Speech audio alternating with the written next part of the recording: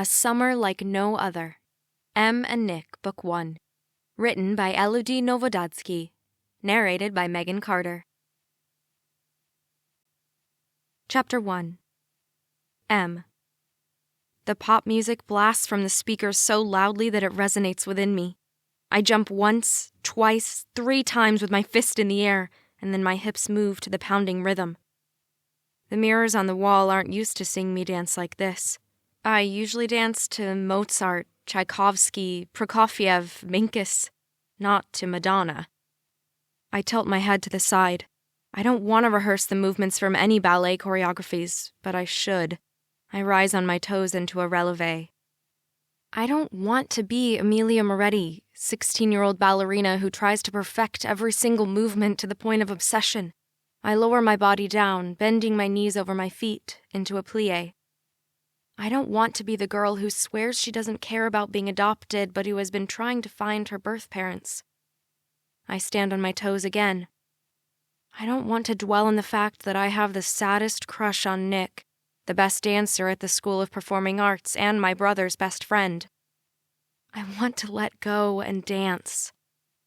I close my eyes and raise my hands, moving my lips and making up words as I sing off key.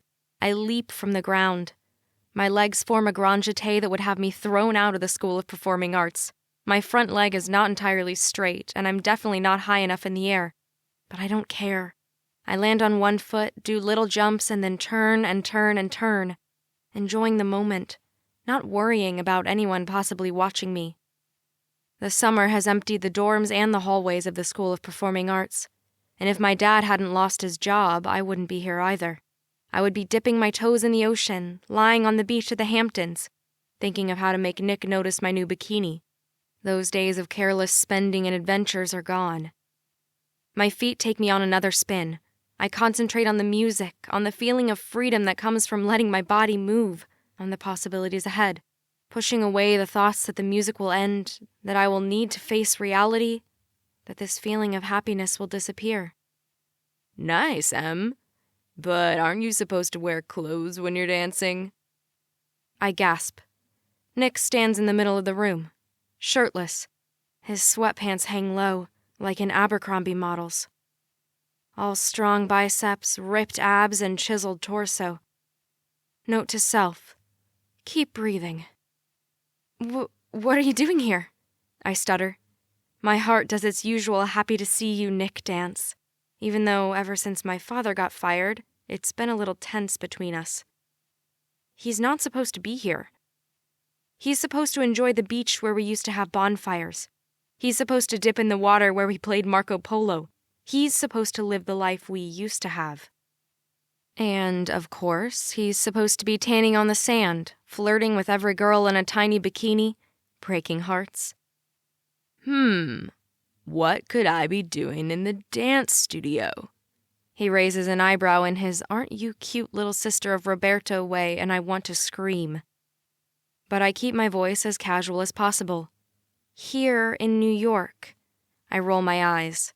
Not joining the usual group in the Hamptons may have sucked, but it was supposed to give me at least 2 months without seeing him.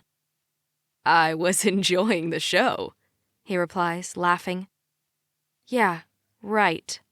My cheeks flame as I stare into the deep green sea of regrets that is Nick's eyes. He moves his hips to the music still blasting in the room, a room that is usually able to contain 20 students easily, but which now seems to be closing in on us. I'm pretty sure this dance is not on the repertoire, but it should be. You looked great, and like you were having fun. Fun? I blabber. He must be joking. I'm sweaty and out of breath. My hair is probably wild around my face. My posture is all wrong. But he doesn't glance away. His eyes roam my face, down my neck, up and down my body. My almost naked body. I'm only wearing a bra and tiny shorts, because I was supposed to be alone here and the stupid AC is being a real diva, working 1 second and then stopping for a minute while temperatures are hitting the hundreds. My hands curl around my middle, my ears feeling hotter than my own personal hell. You never dance like this, like you're having the best time of your life. His gaze heats up. Or maybe it's me. My top and my tights sit neatly folded on top of my gym bag. right by the stereo. I shift on my feet, hesitating. Should I rush to get them? There's something about the way he looks at me that glues me to the floor. He's looking at me like he sees me. Really sees me. Maybe this is the wake-up call he needed to realize I'm not only Roberto's annoying little sister. Get a grip, Em. Get a grip. I clear my throat. You still didn't answer my question. I thought you were supposed to be at the Hamptons with the rest of the gang. My voice falters, but I keep my I am not hurt mask. None of the friends I used to go to the Hamptons with return my calls. I've received a grand total of 1 text in the past 2 weeks, telling me how much fun they're all having and that I'm missing out, like I didn't know. Nick crosses his arms over his chest. His very muscular arms. His very defined chest. I really should get a grip. Nick's a dancer. He's got an amazing body because he is a dancer, because he puts in many hours into training it, because that's his job. Other guys at the school have a perfect body too, but I don't drool over them. So why him? He smiles and chuckles. What's so funny? I ask, blowing a strand of hair away from my face. His chuckles turn into one of his happy laughs. It's a laugh that usually would have me melting and laughing right along with him. But I'm not laughing right now. I will not laugh. What is so funny? I ask again. And the way he looks at me like he sees behind my annoyed voice grates me. It almost seems like he's trying to push my buttons so I can forget about my bitterness. He winks. You want to sound angry, but you don't. You sound surprised. And maybe, do I dare say it, happy to see me. Yeah, right. You're so full of yourself. Is that a requirement to be one of my brother's friends? I stretch, grab the remote control lying on the floor, and turn off the music. We do not need to have this conversation over the collection of 80s music I found in Mom's closet. Something about listening to Like a Virgin right now seems inadequate. Or maybe too adequate. You know the only requirement to be one of your brother's friends is to like playing Formula 1 and Mario Kart and the occasional Call of Duty. Your brother's pretty easy to please. You, on the other hand, not so much. If my brother is so easy to please, why haven't you been to our place since school ended? I stare at my shirt as if I could will it to fly to me, as if I developed supernatural powers in the last hour. Going to grab my shirt would mean brushing past him, and I'm not sure my heart could handle the proximity. I've seen your brother. I kicked his ass at Formula 1 last night, Nick replies. This time, my smile is real. Roberto hasn't said anything, but he missed hanging out with Nick. I know they only needed a bit of time to figure it out. I guess I didn't get invited because you were afraid to lose. I can't help but sound a bit smug. I've got mad video gaming skills. Or maybe because you're a sore loser. Nick grins the grin I love, the one that makes my heart beat faster than any ballet rehearsals or showcases. And apparently, Nick cannot hear the thundering of my heart, cannot hear how it's beating so fast I'm afraid it's suddenly going to stop, cannot hear how it's dancing its own dance for him. Nope, instead of staying at a safe distance, he strides my way, so close I could almost touch him. This is one of my dreams come true. Dreams, that must be it. I must be dreaming, which means soon he's going to kiss me. He's going to whisper that he wants me, that he's always wanted me, that he loves me. I lick my lips and take a deep breath. But nope, instead of kissing me like he would in my dreams, he smiles one more time, steps away, and walks to the bench on the other side of the room. He picks up my clothes, my gym bag, and then brings them to me. Come on, Em. My turn to rehearse. My stomach clenches and I tilt my chin down. Definitely not a dream. And if it is a dream, it's a really shitty one. Chapter 2. Nick. Em tucks a strand of hair behind her ear, again and again, her mouth slightly open and her chin tucked in. Clear sign she's either angry or disappointed or both, but trying very hard to keep it all bottled up inside. The last time she looked like this was right after her father got fired, and my chest tightens, remembering how sad she was, how she couldn't even look at me for a few days. But then she squares her shoulders and stares right at me. My gaze drops to her lips that are so inviting I should get a prize for not asking if I could kiss her. Only once, only to taste those lips. She snaps her fingers in front of me. "And why should I go?" she asks, putting a hand on her waist. "I was here first, Mr. Entitlement." And she's back, ladies and gentlemen. I tilt my head to the side, going for the innocent, "I'm so nice" look. I didn't know. That's a lie. Roberto told me where she was, and yes, I had to rehearse, but I could have waited. "But when you saw me dancing, you could have used another room. It's the best one, but it's not the only one." I can almost see her pump her fist in the air because she thinks she found the solution. A way to prove me wrong. Her life mission, apparently. "It is the only one open right now. They're remodeling the other ones." I pause. I wasn't joking. You looked amazing. I've only seen her dance like this one other time. Like today, she was alone in a rehearsal room, and she completely lost herself to the movements. She's usually so put together, so serious about dancing, too much of a perfectionist to portray and communicate the emotions to the audience. Her body was one with the music. And she was hot. She is hot. And the wrong brain is taking over. "Thanks," she replies, blushing and glancing everywhere but at me again. I clear my throat, tempted to forget my promises to Roberto, tempted to forget I only do short-term relationships, ones with expiration dates, tempted to forget everything but her. The crush I've had on her ever since she beat me at Mario Kart last year wearing shorts which showed her long legs has gotten bigger and bigger, kind of like me now. I shift around. Anyways, there are rules. I sound like a dick. But there are rules I need to follow. Not the rules I'm talking to her about, but rules nonetheless. Strict rules. Not the ones her brother, my best friend, gave me, but my own. Never fall for a girl. Never fall for this girl. "And since when do you follow rules?" She stretches on her toes, goes back down, stretches back up. She's mesmerizing, and now I sound like an idiot. She continues talking.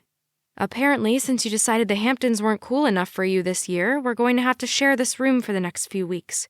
You can't come in here and tell me I'm done rehearsing simply because you said so." "Did you sign your name on the sheet?" "What sheet?" She stays on her toes and glances around the room. "Online. There's a calendar of reservations for the rehearsal room, and it's been mine for the past 20 minutes. I was actually very generous to let you keep on dancing." "Generous my ass." "Are we really having a discussion about your ass?" I tease her. "You're impossible," she grunts, throwing her arm into the air and leaning against the mirror.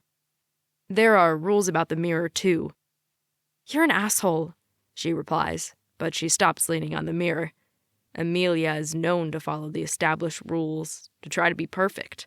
Her tone is angry, but her lips are turned up in a half smile, the one that says she thinks I'm funny. I love that smile. "I see your mind is really set on that ass discussion," I answer, laughing. I can't help it. Em and I always have this easy banter, this kind of back and forth where we push each other's buttons but know the lines not to cross. She sighs. "I give up. I didn't know about the sheet," she says. "I'm glad I can teach you things." "Oh, little one." I joke and expect her to get all pissy at me, but instead she steps toward me. She's way too close. She's not close enough. "Little one? Really? Everyone knows size doesn't matter." My mouth gapes open. "Did you say what I think you said?" Her dimples deepen as she laughs. "You should have seen your face." "What do you know about size anyways?" She grunts. "Really? We're so not having this conversation either. I need a shower. I need to get back home. And I need you out of my face." And I'm picturing her in the shower. I shift on my feet again. This is becoming very uncomfortable. "I'm here for the summer, and Roberto wants me to hang out. He told me I should come for dinner. Sooner than later." What? Her eyes glance down, and it seems she's trying to look upset, but instead there's almost hope on her face. Rob does want us to go back to the way things were before his dad got fired. But Rob has also warned me about flirting with Em. Rob has warned me not to break her heart. I need to stop flirting. Now. So I lie. Not tonight, though. I have a date with Jen tonight. Jen? Jen? She steps back and puts on her shirt in a hurry. I can't believe you're going on a date with Jen. Again. Why not? I shrug. She doesn't need to know that the only reason I dated Jen in the first place was because my dad told me to. The only reason I spent so much time with her was to help him land a business deal with Jen's parents. She was a total asshole to me. She stares at me like I've lost my mind. She sees you as a threat. Natalia is her threat. Not me. Emilia stutters. She only stutters when she's excited or hurt. I'm pretty sure she's not excited right now, and I have to hold myself back. I can't tell her that this date with Jen is not real. To tell the truth, I'm not even sure Jen is in the city. I should probably call her. She's more than the act she puts on at school, and when we dated, for a whopping 2 weeks, she dropped the spoiled girl act, but Em and she have been rivals since they both got into the School of Performing Arts. You're a better dancer than you give yourself credit for, I tell her instead. She shakes her head, pokes my chest. I am an amazing dancer, but I know my place. I'm not the best dancer yet. I worry about my technique too much. She pauses. Anyways, it's not about my dancing. It's about the fact that you're going out with Jen. She doesn't even like you. My hand on my chest, I wince. Hey, that hurts. Everyone likes me. Jen told me dating her was helping her social status at the school and was helping get her parents off her back. They want her to have a social life and to thrive, as she told me. That's why I didn't feel that bad about going out with her. She was using me like I was using her. Every girl thinks you're hot. There's a difference. I must look hurt because Em frowns. Fine, you're right. Everyone likes you. I laugh. I'm pretty likable, and glad to know you think I'm hot. I should stop this conversation right here and right now. I have to rehearse, but I guess we'll see each other around. Pretty hard to avoid it. It's getting pretty hard to avoid the hardness down south, too, but I can't let Em know about that. Em, who's totally off limits. Em, who I can't stop thinking about. Em, who I know damn well I could hurt. See you around, I tell her and turn to the stereo on the side of the room. I hand her the Madonna CD, careful not to touch her fingers because I only have so much self-restraint. She rushes out, grabbing her clothes and putting them on quickly before slamming the door behind her. I close my eyes, breathing deeply.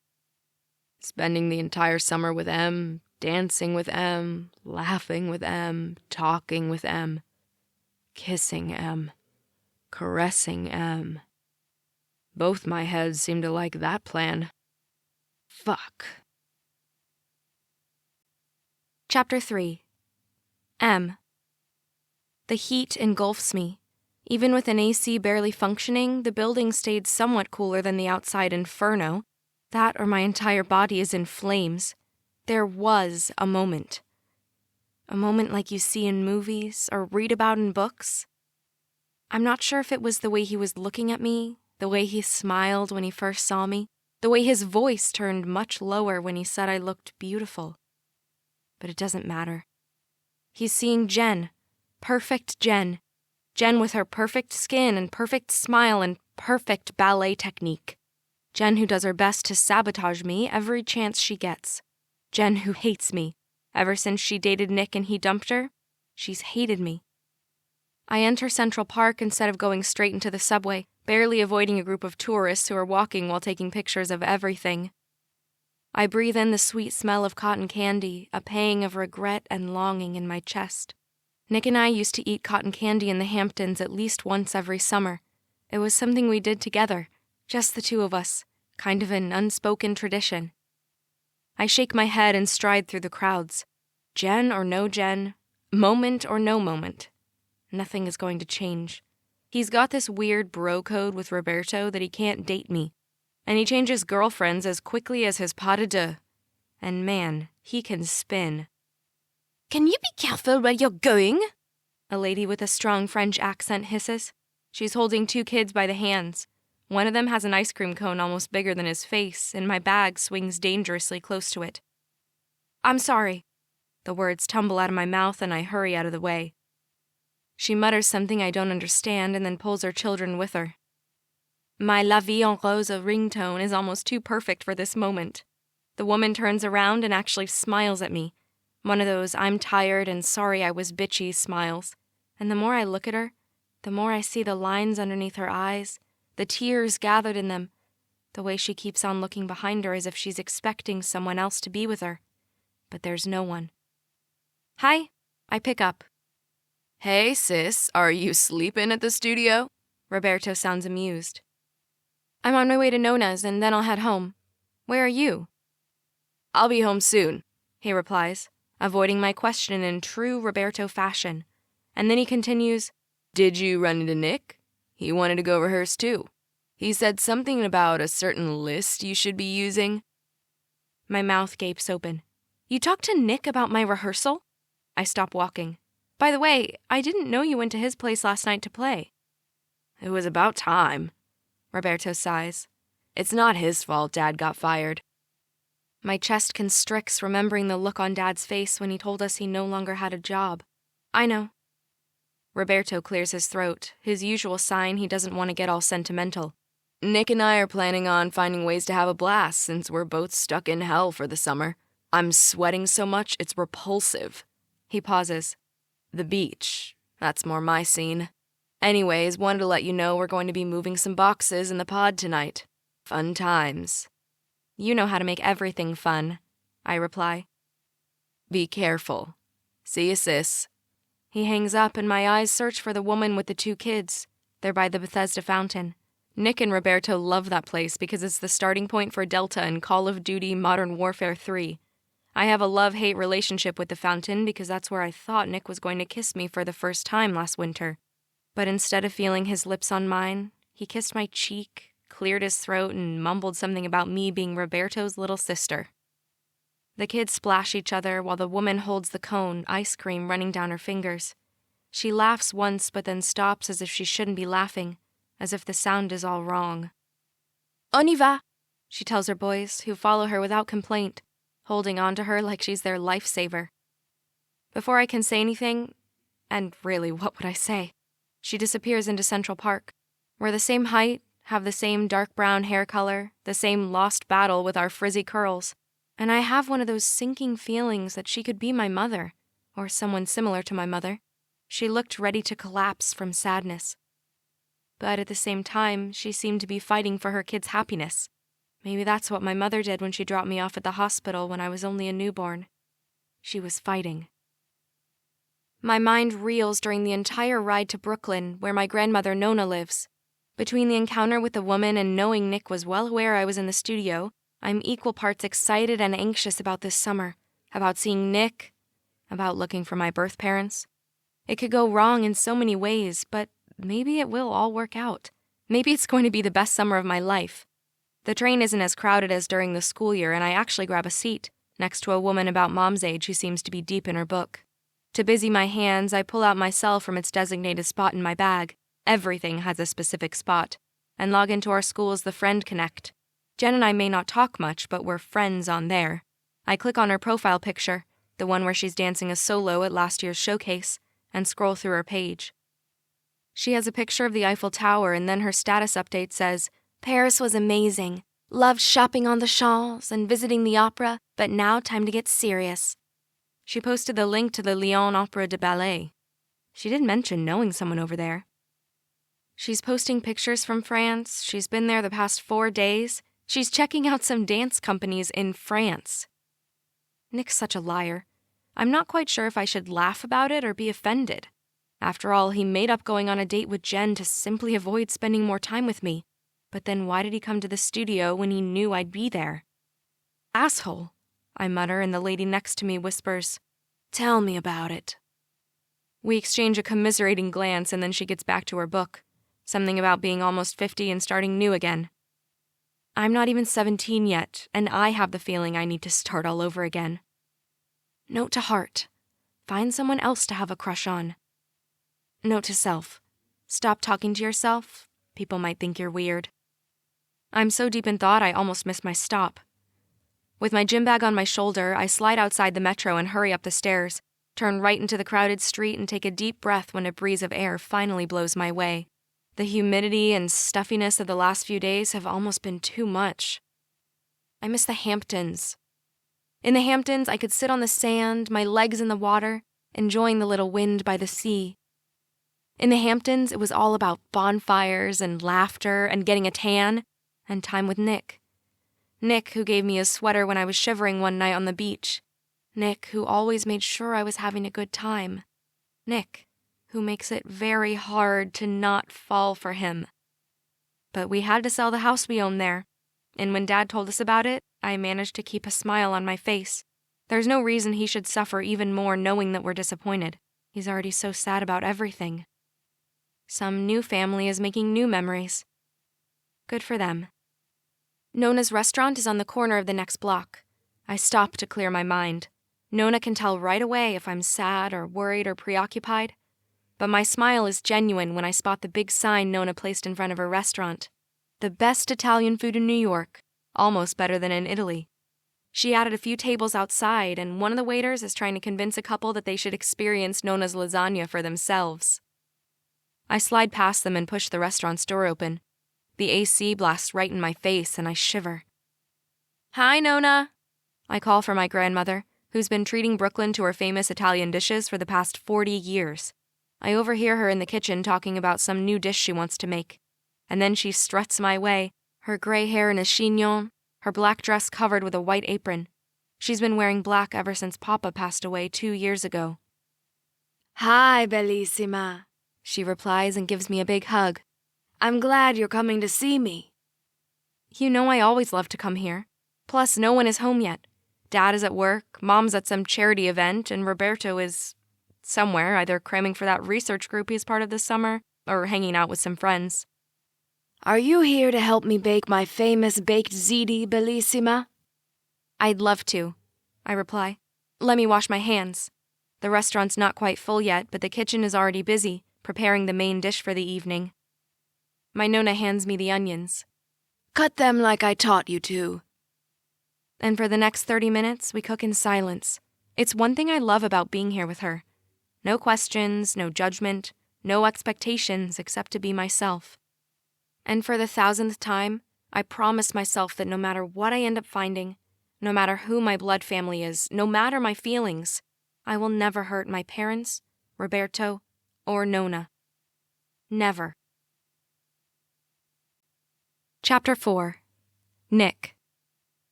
My steps were all wrong. My jumps weren't high enough, not fast enough, not good enough. My tempo majorly sucked. I rubbed the back of my neck. This was one of the worst training sessions I've ever had, and I've had pretty bad ones in the past. I need to get my shit together. Daddy Dearest is looking for any possible weaknesses. He's pushing me to stop thinking I can make a career out of dancing. He's threatening to pull the money plug, and it's too late to get a scholarship. So far, Mom's been on my side, and Dad wants to avoid a scandal. But I need to do better.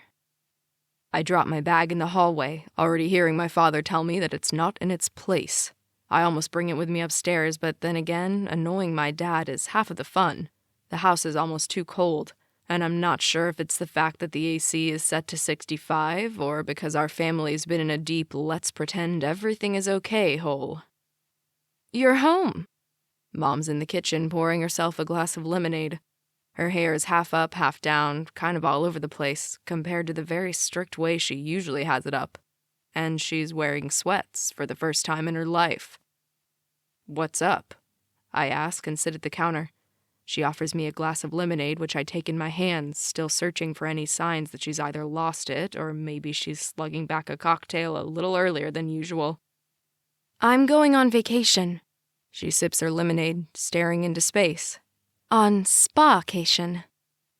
Okay. I enunciate slowly, raising my eyes to the ceiling. Mom going to the spa is as new as me wanting to become a professional dancer. Mom places a hand over mine, and I almost jolt back. That's new. Personal contact in this house isn't the norm. Mom air kisses her friends, she gives me the occasional hug, the birthday hug, the Christmas hug, the celebratory in front of everyone hug after a show. She never touches my hand like she's doing right now. Like she wants to pass on some sort of message to me, which I don't understand. It might be a long spa-cation. I need some distance, she says and bites her lip. Not from you. Never from you. You know that, right?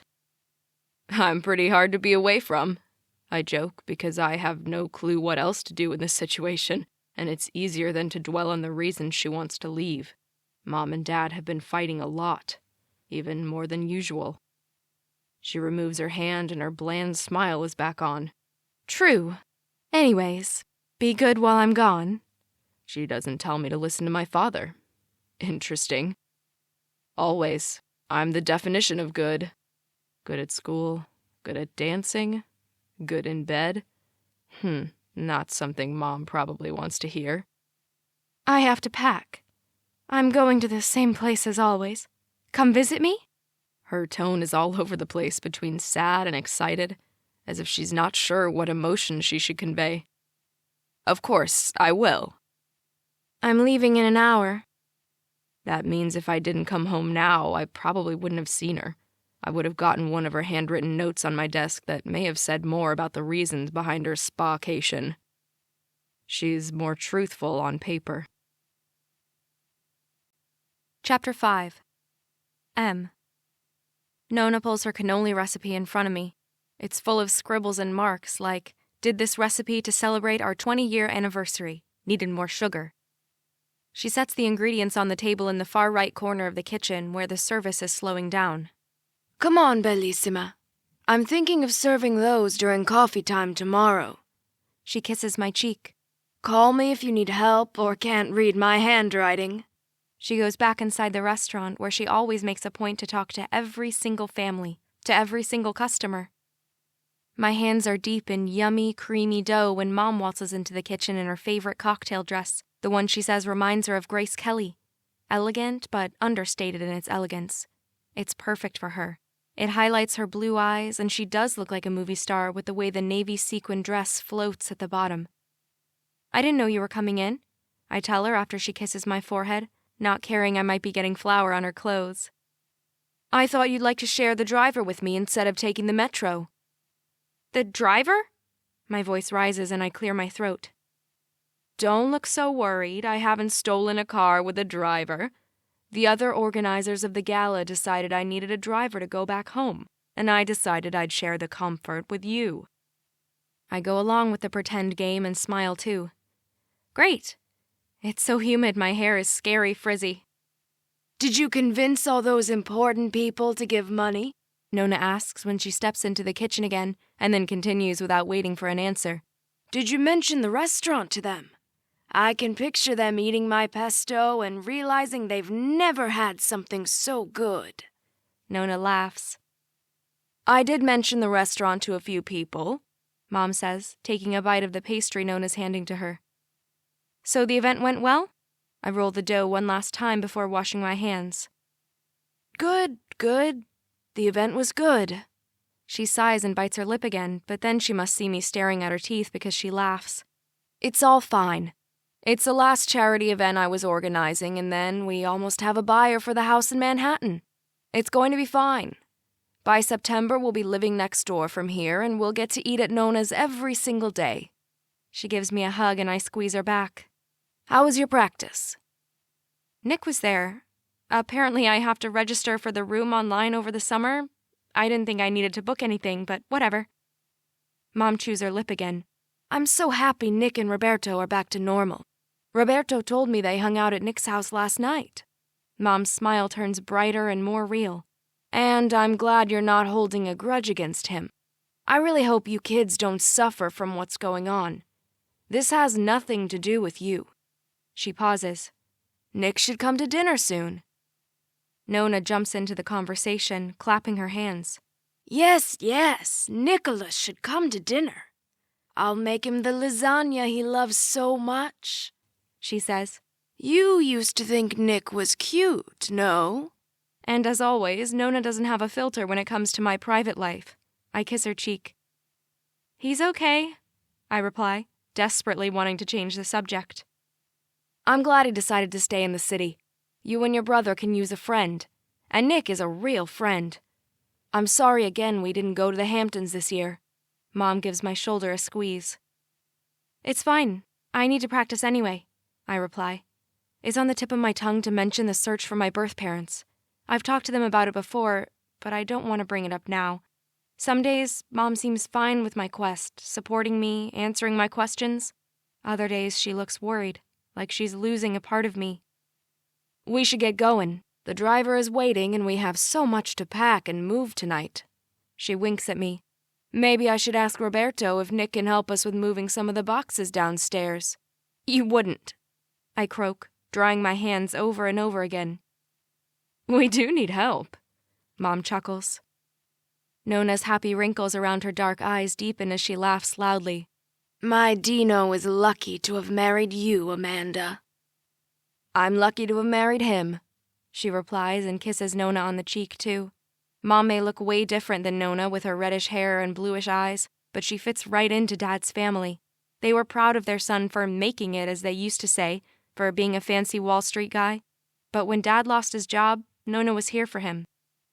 She helped us secure the place next door to the restaurant and helped Dad find a new job. It's not as prestigious, and we definitely can't keep the same lifestyle we used to, but at least it's going to pay the bills and pay for school. Mom wraps an arm around my shoulder as we step out into the humidity that is New York in the summer. If you really don't want Nick to come tonight, I won't call him. But you can't avoid people who make you feel alive, Mom says. He's a player, and I'm not interested, I reply, glancing everywhere and anywhere but not looking Mom in the eyes. An extra pair of hands would help tonight. It's funny how friends disappear at the same time money runs out. The driver opens the doors for us and I sink into the leather seats, breathing the brand new car smell that always comes with these types of rides, enjoying the air conditioning and the way the windows are tinted so no one can see us. I turn to Mom, who's sipping from a bottle of water. Actually, I'm sure Roberto would love to have Nick for dinner. Let me call him. My heart skips a beat. Calling Nick is usually not that nerve-wracking. I have something to ask him, too, I say, thinking about Jen and his blatant lies about going out with her this evening. His voicemail picks up and my stomach warms at his deep voice. Hi, you've reached Nick. You know what to do at the beep. Hey, Nick, it's Em. Would you happen to be free for dinner tonight? We could use some help with the move. I know you mentioned something about Jen, but unless she's jet-setting back from France, she might be late for your date. Chapter 6. Nick. I listen to Em's voicemail at least 3 times before texting her back that I'll come over and help. Her voice in the message sounds amused, but also a bit disappointed. And why the hell am I analyzing her voicemail? This is ridiculous. I haven't been to Em's and Rob's house in over a month, but I could still get there with my eyes closed. After all, I used to spend almost every evening with them, soaking in the family fun before getting into the School of Performing Arts. I walk with my head high, nodding at the doorman I recognize like I don't have a care in the world, but I'm rehearsing what I'll say to Dino, their dad, if I see him. I'm sorry about my father, or I had no idea he was going to fire you, I promise. I'm so deep in thought I almost run into a gorgeous girl pushing a little boy. Sorry, I mutter. And she smiles. It's okay. She's got an accent. German, maybe? She must be a nanny. She's with 2 other girls, and they continue their conversation as I walk past them. They're bitching about the families they're working for. My nanny probably did the same while I was growing up. She probably told all the other nannies how awful I was. According to the psychologist we all saw as a family, I was only trying to get attention. Maybe I should tell those nannies that the moment will pass. Kids only try to get attention from one source for so long before they get their fix somewhere else. My chosen method is pretty healthy. No drugs, no drinking. Only all eyes on me while I dance. And girls. Girls, girls, girls. Actually, Nanny 1 is pretty hot, especially with the accent. She has short, light brown hair, and her big boobs are almost spilling out of her blouse. She must feel me staring at her because she turns around. But before I can work the charm, I notice Em carrying a box into a moving truck, all by herself. The box is almost bigger than her, and her face contorts under the effort. She's going to trip and hurt herself. If she hurts herself, she won't be able to dance. If she can't dance, she's going to be depressed. If she can't dance, I won't see her as often, and I'll be miserable. Are you trying to prove something to someone? I ask her as I relieve her of the heavy box. She breathes heavily. Are you trying to get it on with Katrine because Jen is out of town? Katrine? I slide the box on top of another one and turn back to her. She points to the girls I was admiring a few seconds ago. The nanny you were about to hit on. Katrine? Is she American or? I waggle my eyebrows. She's German. She raises one finger at a time as she enunciates the rest super slowly. She's here for the summer. She loves going to Central Park, and she doesn't understand why she has to work 15 hours a day while the mom is a stay-at-home mom. Oh, and she likes girls. So nice try. Did she hit on you? Oh, please tell me she did. I am getting the best girl-on-girl images in my mind. You, that girl, Katrine, a ballet studio, with all the mirrors, a kiss, or two, or more. She punches my shoulder. You're so dumb. No, she didn't hit on me. I met her at Starbucks the other day and we started talking. You're talking to people now? Not just hitting them? And you're losing your mojo. First, Jen, who escapes to France before your hot date, and then you almost hit on poor Katrine, who doesn't want anything to do with you. She's kidding me. Me losing my mojo? I don't think so. I stare at Em, her long legs, her full lips, and I gently tuck a strand of her wild brown hair behind her ear, my finger slowly caressing her cheek. She sucks in a breath, and I bend down until my lips are at her ears.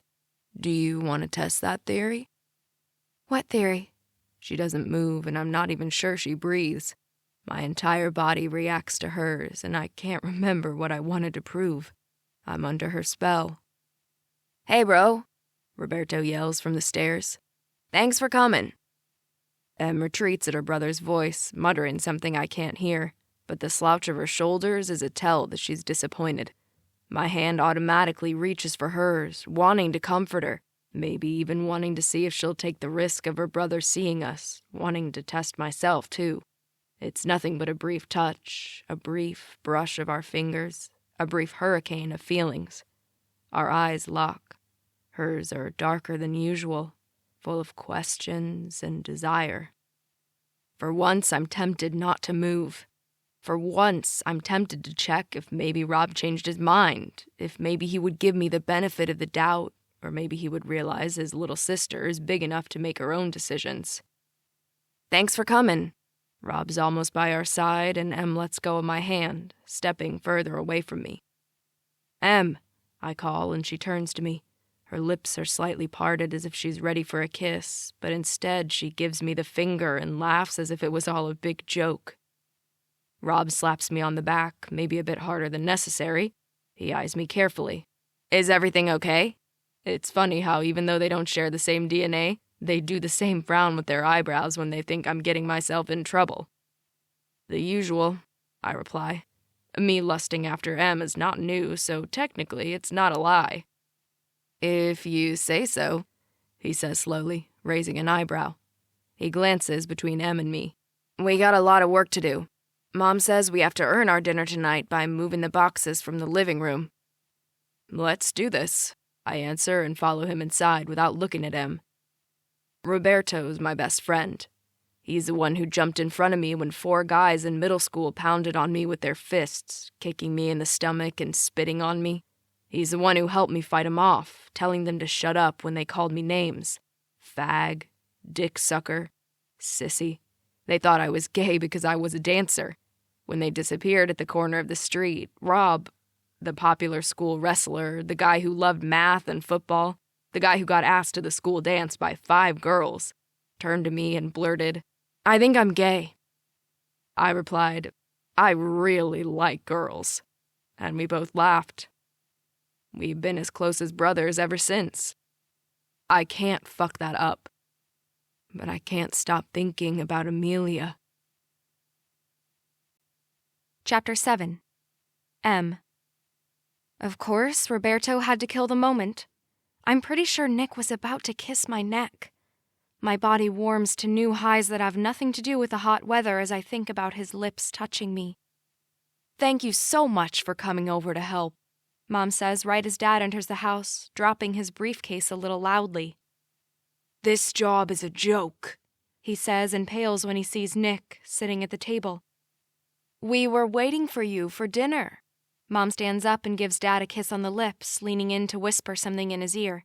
He nods, but his posture is still stiff, and he doesn't even loosen his tie. I bring the dish of spaghetti carbonara to the table and serve everyone before taking my usual spot, next to Nick. Hello, torture. "Em told me you also went to rehearse today." Mom's voice is almost too enthusiastic, but at least she's making an attempt at conversation. "I did, but I was distracted," Nick replies. And did I see him glancing at me? "Why did you decide to stay here this summer?" Mom asks, and Roberto mutters something about Nick not needing to answer. "Dad wants me to help a bit in the office this summer." Nick doesn't look down. He doesn't avoid the answer in front of my father. Dad's fork falls on the plate and he clears his throat. "How is your father doing?" "Good, thank you," Nick says, and then shovels another spoonful of spaghetti in his mouth. The dining room is almost empty of all decorations. The walls are bare except for one picture of Nick's dad and mine together in front of some gala. "He hasn't called me back." "Dino." Mom's tone is gentle, but she narrows her eyes into the look, the one that usually shuts my father up in less than a second. She doesn't use that look a lot, but it's effective, and Dad even jokes about it sometimes. Dad shakes his head and barks a laugh. "What? I'm supposed to shut up?" His voice rises, and I've never heard him like that. So bitter. "I'm supposed to say nothing while my best friend screwed me over. I'm supposed to have his son over for dinner like nothing ever happened?" He pounds his fist on the table. "Bullshit." Roberto hisses. "No matter what happened, is it Nick's fault?" He leans forward on the table. "Dad, I asked you a question. Is it Nick's fault?" Nick shifts on his seat. "I should go. I'm sorry. I should go." Mom shakes her head. "No, don't go." She turns to Dad. "Dino, Rob asked you a question, and I think you know the answer." Dad stares into his plate of spaghetti. We used to have elaborate meals. We used to have a chef coming once a week for a tasting of some sort. We used to have a maid. We used to be rich. But I never thought being rich was something that defined us, defined who we are. Dad clears his throat and leans back in his chair. "Nick, please stay." Dad looks up. "I'm sorry. Amanda's right. This has nothing to do with you." Nick's eyes widen and I'm tempted to sneak my hand underneath the table to offer some support, to let him know that I'm here. "I'm so sorry. My father is... Charles is a businessman, and he did what was needed for his business." "But you're his friend." "Business and friendship don't mix. Don't worry, we'll have cigars again soon, once I'm back on my feet. And you're always welcome here. You are Roberto's best friend, and you're always there for Em. We appreciate that." For the first time, the lines around Dad's eyes appear more pronounced. His hand shakes a little as he brings the Diet Coke to his parched lips. His shoulders are slouched. He used to always stand tall. Mom covers his other hand with hers and smiles their special smile. It's the one she usually has for him when he doesn't look, when he helps Roberto with his homework, when he hugs his mom, or when he makes her laugh after a hard day. My heart warms because no matter what, my mom and Dad are here for one another. And again, I'm tempted to show Nick I'm here for him too. But Roberto beats me to the punch. "Hey, Nico, do you want to go hang out at your place again tonight?" Nick shifts on his seat. "How about we go to the pinball place tonight? I heard they got the new Avengers pinball." Roberto smiles. You know I rock at pinball. Remember 2 years ago in the Hamptons, I kicked your ass? Actually, Em kicked both of our records that night, Nick says, but doesn't look at me. Roberto nods. Let's do it then. You and I, old school pinball machines. I'm supposed to meet someone later, but I can postpone. Come on, last night I kicked your ass. Maybe tonight you'll get lucky. No one bothers asking me what I want to do, and I can't help feeling a bit left out. When we lost everything, I also lost my so-called friends. Dancing and Nona's restaurant are my world now. Maybe I could go back to the studio later and rehearse. Or maybe I could see Nona again and ask if she could finally share the secret to her tiramisu. Learning how to create dishes, how to recreate them, is relaxing. In the restaurant, no one expects me to fail. I don't expect myself to fail. Nick gently nudges me. Do you want to join us?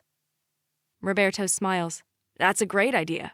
I love how she beats you every single time. I want to go. But instead of saying yes, I shrug. Nah, I'll pass this time. I might go dance again tonight. I'm pretty sure no one requested the studio at 8 p.m. Tomorrow, if you want, we could work on the choreography from the last showcase together. My heart beats so fast I'm sure everyone at the table hears it. Sure, that sounds good, I reply. Tomorrow at 5? 5 it is, I answer. Note to self, don't be too full of hope. Chapter 8. Nick. Modern pinball is crowded as always, but we don't have to wait long to get to machines side by side. This place is super clean, not like Video Games Forever, the arcade we sometimes go to, which smells like old food and old cigarettes. Rob's playing on the Avengers machine while I'm starting on the Mustang one. It's nice to hang out together again. Yesterday was the first time since my father fired his that he came over to my place. It was awkward at the beginning, but after he beat me at Formula 1, he turned to me and said, "Your dad and mine can figure their shit out. It's not our business, and it's none of their business that we're best friends." That settled it. "You suck even more tonight," Rob says and then clears his throat. "Was everything okay when I came outside earlier? You and Em seemed pretty intense." "Everything was fine," I reply, my throat dry. "She's not mad at you. She's upset about moving, about Dad losing his job, and she's super focused on dancing and finding her birth parents." I hold my hand up. "We're fine. Last summer, when we talked about her birth parents, she said she wanted to wait until she was 18 to find them. What happened?" "She's been more and more restless about it. I've told her she needed to wait, but you know her, the more you tell her she shouldn't do something, the more she wants to do it." "But it's about her birth parents. I'm sure it's not about her being stubborn." I crack my knuckles after winning a bonus round. "I don't want to see her hurt," Rob says. "I don't either," I whisper, but Rob doesn't hear me. Instead, his eyes glance at a point behind me. "I told you I had plans, right? Well, my plans have arrived, and I really want you to meet him," he says, and for the first time since I've known him, his voice quivers and he seems unsure of himself. Nervous. "Mysterious guy?" I ask, teasing him. "Serious guy," Roberto replies and stands up. He gives the newcomer a hug. The guy looks different than Roberto's usual flings. He's tall and dark-haired with dark eyes, which is Rob's style. But he's more than that. One, he's not all muscle. He's rather lean and he's got glasses. 2, he's holding a messenger bag with books inside of it and not a fitness magazine. And 3, he actually knows how to smile. "Nick, this is my friend, Giovanni." "Nice meeting you." Giovanni has a super heavy Italian accent. "Roberto talks so much about you." "He probably told you he's better than me at all things video games." I lean in. "But I let him win, that's why." Rob smiles. "Giovanni's Italian. He's here from Milano when he's studying astrophysics with me." He speaks much faster than usual and he fidgets. Rob never fidgets. "Well, not with me. He's in the astrophysics program, I'm in the nanophysics program, but it's the same building." "Cool. I tell Giovanni and shake his hand. We have to go. I'm walking Giovanni back to his apartment and we need to study, but I wanted you to meet him, Rob says and stands up. I have been kicking your ass since we got here, probably because you've had your mind somewhere else. And for some reason, I have a feeling this somewhere else includes my sister. He pauses and his happy, careless smile morphs into a frown. We talked about that, dude. And you usually never say dude. I guess things can change. Unless you can promise my sister more than a fling, then nope, nothing can change. His hands land on both my shoulders. You understand, right? I have no choice but to look him in the eyes as I reply. I understand. It's a lie. Where are you? My dad's voice carries through the entire ground floor. After coming home from modern pinball, I've been chilling in the living room, watching TV on the super comfy leather couch, kind of waiting for Dad to come back from his cocktail party, but I must have fallen asleep. You left for the spa without telling me? What is wrong with you, Annie? He's talking to Mom, or rather yelling at Mom. I get up and follow the sound of his voice. The door of his office is open and he's sitting at his desk, a whiskey in his hand. You really think that's the answer? That you leaving is the answer? God damn it, we are married for better and worse, not only for when it suits your fucking highness. He pauses. No, I will not apologize. And stop it. Stop telling me it's all my fault. I was trying to do the right thing. I didn't know until last month. He takes a sip of his drink. I have no idea if Amanda knows or not. What does Em's mom have to do with any of this? Dad leans back on his chair. It's not like we had a drink and talked about what happened 16 years ago. He downs the rest of his whiskey in one shot and flips through a file on his desk. Of course, Emilia's adoption is legal. Claire Carter has nothing to say. Do not dare contact her, and we need to speak before you hire a damn divorce lawyer. He slams his fist on the desk. Do not dare throw our marriage in the trash without talking to me first. It's not the first time my parents have talked about getting a divorce, and it probably won't be the last, but Em's adoption, I've never heard a word about it from them. I mold my back to the wall. I could go in and face my dad, but I've learned the hard way that he will not budge if he doesn't want to. I need to go upstairs before he sees me. I need to step away from here. I need to talk to Emilia. Chapter 9. M. Our family used to go to brunch quite often, especially on weekends, but today we're all sitting at the table talking about the move, the restaurant, Nona, my dancing, Roberto's research, Mom's last fundraiser, trying to sound normal and cheery and happy, and failing. I clear my throat. I've received a notification on the Friend Connect that someone might have more information about my birth parents. Everyone turns to me. Mom's hands shake, Roberto frowns, and Dad's eyes widen. What are you talking about? Dad says and turns to Mom. What is she talking about? I hate it when he speaks as if I'm not in the room. She's right here. I point to my face.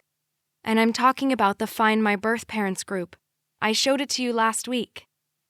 I thought we agreed you would wait until you're 18. No, that's not what we agreed. We agreed I could start searching, but that I needed to keep you updated on my progress. Mom said she would help. That's true. Mom's voice trembles and Roberto glares at me. Dad takes a deep breath and closes the conversation with his usual, "We'll talk about this later." I plop myself on my bed, lie down with my eyes open, thinking about what I could have said differently to convince them. Maybe if I didn't snap at them, maybe if I told them again that it didn't change the way I feel about them, maybe if I told them I have the feeling I'm losing myself, not knowing where I come from. 3 fast taps and 1 slow tap on my door snap me away from feeling sorry about myself. It's Roberto's and my secret knock, the one we came up with when we were younger and grounded and defying the rules. "What do you want?" I call. "Can I come in?" he asks, and his voice sounds way too serious. With the way he was looking at me during dinner, I know he's not about to tell me that I'm right and Dad's wrong, but I also can't leave him in the hallway after he's used our secret knock. Whatever, I reply and hide my face under my arm. The door screeches open and he clears his throat 3 times. I don't understand, he says and nudges me. Don't be a baby, look at me. According to you, I'm the baby of the family anyways, I whine. I hate it, but I can't help it. From time to time, I revert to my 12-year-old self, insecure and whiny, when Roberto was 14 and pushing my buttons. You're acting like one, he sighs. Come on, Em, let's talk about this. He pauses. Rationally. Because of course I'm not being rational. Of course there's something wrong with me for wanting to meet my parents. Of course there's something wrong. I look up at him. And in 1 second you go from baby to drama queen, he says. I would be offended if he didn't smile the way he does. It's his half smile, the one he only has when he gets hurt and doesn't want to show it. Roberto never wants to show he has feelings. What do you want to tell me? I sit up and pat the spot next to me. Instead of sitting there, he pulls a chair over and sits in front of me, boring his eyes into mine. I'm afraid you're going to get hurt, he says. But isn't that supposed to be my decision? Wasn't that supposed to be your birth parents' decision? He pauses. Listen, they abandoned you outside this hospital for a reason. They may not want to be found. And let's say you do find them. What are you going to do? I glance at my nails. They're still pinkish from the last nail polish I used. I don't chew my nails, but I have a very big urge to check my hair for split ends. I run my hair through my fingers, and Roberto gently slaps them away. I'm not saying it's easy for you, but I don't want it to become even more difficult. What do you want to find? Why are you even doing this? Because I don't know who I am. I'm afraid of what I could find, but I'm even more afraid of not finding anything. I'm afraid that a part of me will always wonder, always worry. And if you find them and they're fucked up or they hurt you, do you want a relationship with them? They kicked you to the curb. We don't know that for sure. I was wrapped in a baby blanket, lovingly. Someone did love me. I look away from him, hating my voice for breaking, hating myself for breaking along with it. I wipe away my tears and blink super fast to avoid any new ones. Why can't you be supportive? Sometimes it feels like you're not happy with what you got, that you want to redo. Roberto stands up. We're your family. And I'm happy for that. Nothing will change the fact that you're my brother. I hope you're right, because right now, it feels like it has already changed things. It hasn't, I protest, but still can't look at him. The tension I feel is mounting, because of the search he doesn't approve of, because he doesn't understand me. You don't have to do it alone, Roberto says, and I know he wants me to ask him for help, but I can't. Not right now. I don't want to add any additional pain to the one he's clearly already feeling. I know, I reply. Thank you, I add. And he nods 1 time before leaving my room. I stretch my muscles and slowly get up to where my laptop's standing. And I lose myself in the search. Chapter 10. Nick. What's the best way to tell Em? Do I even tell her? What do I fucking know? Not much. But she's looking for her birth parents. She's set on the idea of meeting them. She's hopeful. My fingers dialed her number 5 times, but every time I stopped myself. Telling her on the phone seemed wrong. I hurry up the stairs, down the hallway, push open the door to the studio. And my mind goes blank. Em's already there, but she's not dancing. Instead, she's lying on the floor with her eyes closed. That's not the place to take a nap. If Svetlana could see you, she would rip you a new one, I tell her, and can't help but chuckle. Svetlana is one of our nicest teachers, but sleeping in her class would still be a criminal offense. I'm not sleeping, I'm visualizing, Em replies, still with her eyes closed. Nata does this every single time we have an audition or something important to rehearse for, and she's the best dancer at school. Better than any seniors, better than anyone, really. She's not better than me, I joke, even though Natalia, Emilia's roommate, is a wonderful dancer. Em smiles. I want to see her smile more often. I rub the back of my neck, wondering if I should tell her or wait until I have more answers. "It's a close call," she answers. "But the thing is, what I'm sure of is that I'm trailing behind." I focus on her, on the moment. You're an amazing dancer. Who has the technique but can't let go.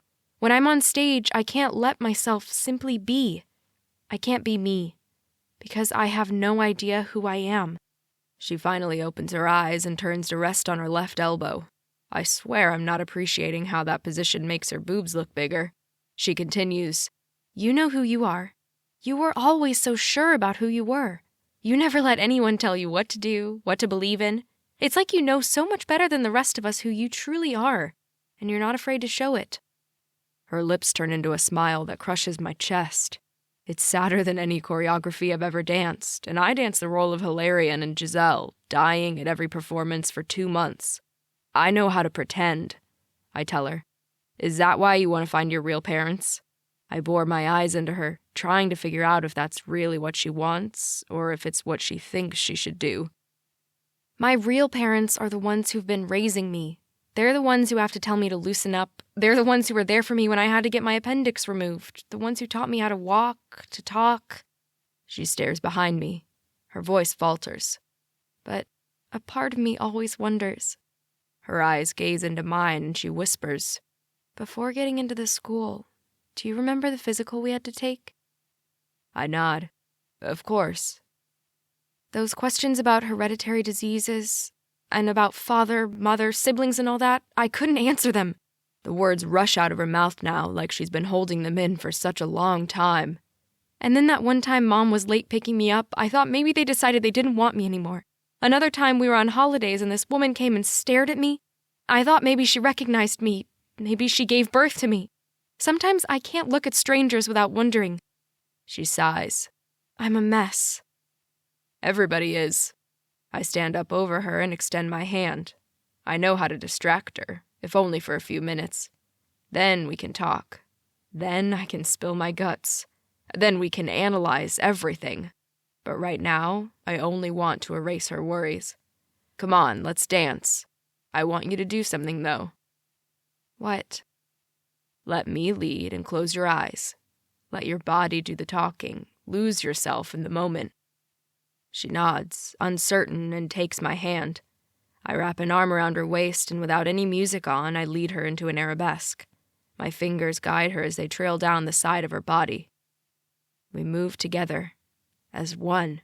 Our bodies are in a harmony you can't fake. The chemistry between us is off the roof. Her movements are fluid and real. When we stop, I'm almost out of breath, and her laugh is my new favorite music. She looks up at me, still in my arms, and if I bend down only slightly, I'll finally taste her lips. And I will. I can't help myself. But then she surprises me. She rises on her toes and whispers, "You're the best." And then her lips mold themselves to mine, tentative at first, but then bolder. I can't get enough. I can't break away. I can't for the life of me remember why this is a bad idea. I open her mouth to my tongue and press her even closer. One of my hands stays on the small of her back, while the other cups her face. She's so sweet and passionate. She's everything. Chapter 11. M. I can't get enough of him. Of the way his arms tighten around me before one of his hands caresses my cheek. Of the way he's kissing me like it's inevitable, impossible to resist, incredible. Of the way his lips trail down my neck while he whispers my name. I never want it to end. I know it needs to stop, otherwise I'm not sure my heart will ever recover. I slowly pull away and then take his hand in mine. "Thumb war?" I ask, and he laughs. "Thumb war," he replies. It used to be my way of helping him when his parents fought all the time, or when he had a bad grade at school, or when he thought his dad would never let him dance. His eyes smile almost as much as his lips, and the butterflies in my stomach are not only flapping their wings, they're doing pirouettes after pirouettes. Our thumbs intertwine and we spend the next 10 minutes laughing, talking about everything but that sizzling kiss. "You have no idea how much I want to kiss you again," he says out of nowhere. I kissed you, I reply, tilting my head. Technically, I was the kisser, and you, my friend, were the kissee. You have a point, he replies, and then rubs the back of his neck. My stomach drops to my ankles because that's his tell he's about to do something he doesn't like, something he feels obliged to do. I don't want to hear him tell me what it is. I don't want to hear him tell me that we shouldn't kiss again, so I say it first. I wanted to see what all the fuss was about. And I mean, I get it, but it was not grandiose. Nothing to lose my sleep over. He furrows his eyebrows. So this kiss meant nothing, right? Nope, nothing at all. I lean back on the cold studio's floor again. One way to distract myself. I was your distraction? Hurts, no? Imagine all the girls you said that to before. They probably didn't want to only be your flavor of the hour. I have an understanding with them. They know what they're getting into, he says and sits next to me. What was I distracting you from? I bite the inside of my cheek and raise my arms above my head, relaxing my body completely, my lips still tingling from our kiss. I turn my head to look at him. He knows almost everything about me, and he's always been there for me. He showed me the ropes when I first got into the school. He covered for me the one time I got drunk at a party and made sure I got home okay. He spent hours rehearsing with me when I asked him to, and even when I didn't. He doesn't say a word, waits for me to be ready to talk again. I told you, it's hard to see people in the streets, at the movies, in Central Park, and sometimes I wonder if they're even still alive, what their stories were, why they left me like this. I could have died. I could have stopped breathing and they wouldn't have known. Why didn't they want me? I pause. And I love my family. I do. I don't want any other one. But am I enough for them? Roberto could be on his way to win a Nobel Prize in physics. He makes them proud. I can't even make it to the top of my class. And part of me thinks it's because I can never clear my mind of all the questions I have. I can never let go because I don't know what I'm supposed to let go of. He clears his throat, shifts next to me. I sit up and our arms touch. They're aligned. He clears his throat again. I've never heard him this nervous. I tilt my head. What's wrong? What if I could help you? What? I stand up so fast my head gets as dizzy as if I didn't use an anchor point for a pirouette. What if I could help you find your mom? Nick asks, rubbing the back of his neck and then glancing at the door. What if I told you that my father knows something? What do you mean? I overheard my father arguing with my mom last night. He was yelling at her and telling her not to leave him. My heart aches for him, at the way his voice turns all robotic as it does when he tries to protect himself. But before I can say anything, he continues.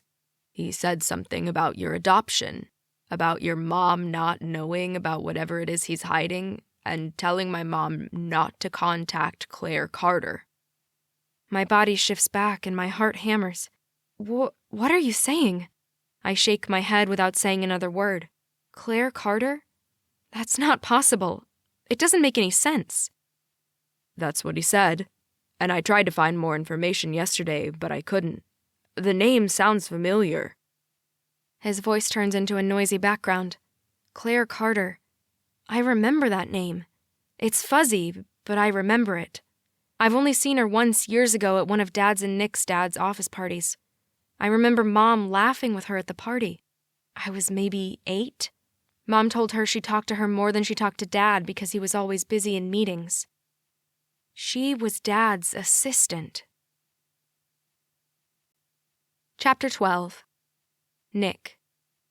I'd like to punch past me in the face. For several reasons. 1, present me can't take enough cold showers. If I ever thought that one makeout session with Em would be sufficient, I was delusional.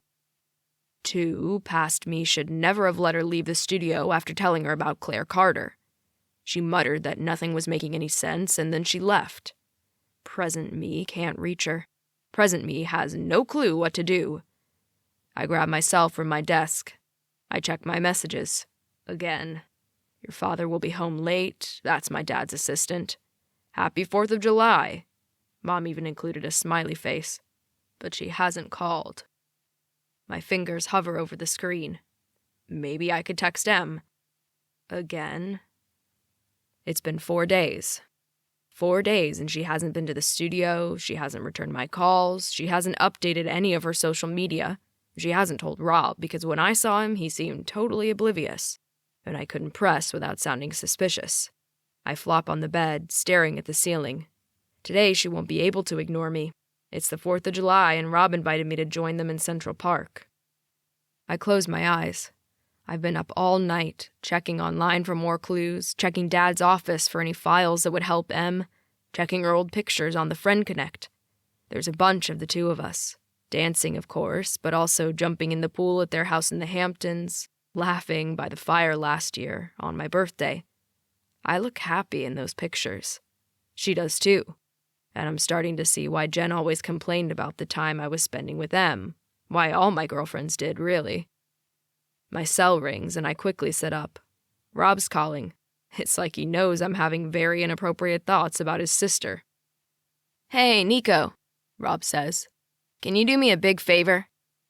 I would say sure, but the last time you asked me for a big favor, I almost got arrested.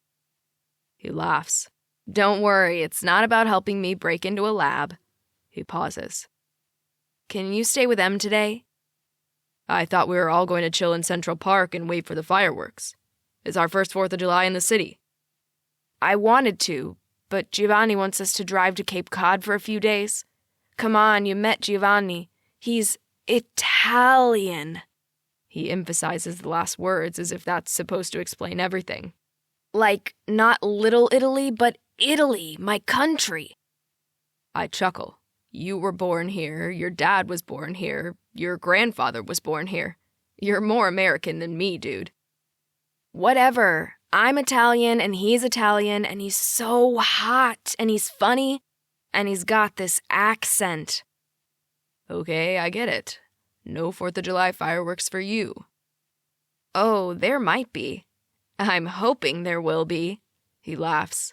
Anyways, Dad and Mom are trying to figure out some more financial stuff, and it's tense in here. Em has been even more anxious than usual, and all of her friends are in the Hamptons. He sighs. Nona even has plans with someone she met at the market. He pauses and then repeats each word slower. She's 70, and she has plans. I get it. You want to make sure your sister isn't alone. I pace around in my room. You're my last resort. Trust me. Thanks. I appreciate the vote of confidence. I pick up a collage Em made for my birthday last year.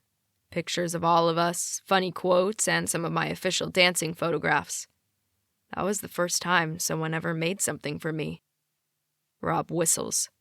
You know what I mean? She's been asking weird questions about her birth parents, being even more evasive than usual. Dad's been mostly brushing her off, and Mom goes into one of her sad moods whenever the topic comes up. Like it's her fault she couldn't have another baby. Does Em know you're bailing on her? Not exactly. If she did, she'd cancel and she'd go dance or wallow in her room. You know how she is. I even know how amazing her lips taste. I place the collage back on my bookshelf, tighten my grip on the phone, and shake my head. I so don't need to think about this right now. Fine, I'll meet her by the little street vendor by the water. Great, you're the best. Tell me about it. Now, go have fun, and don't forget to practice your Italian.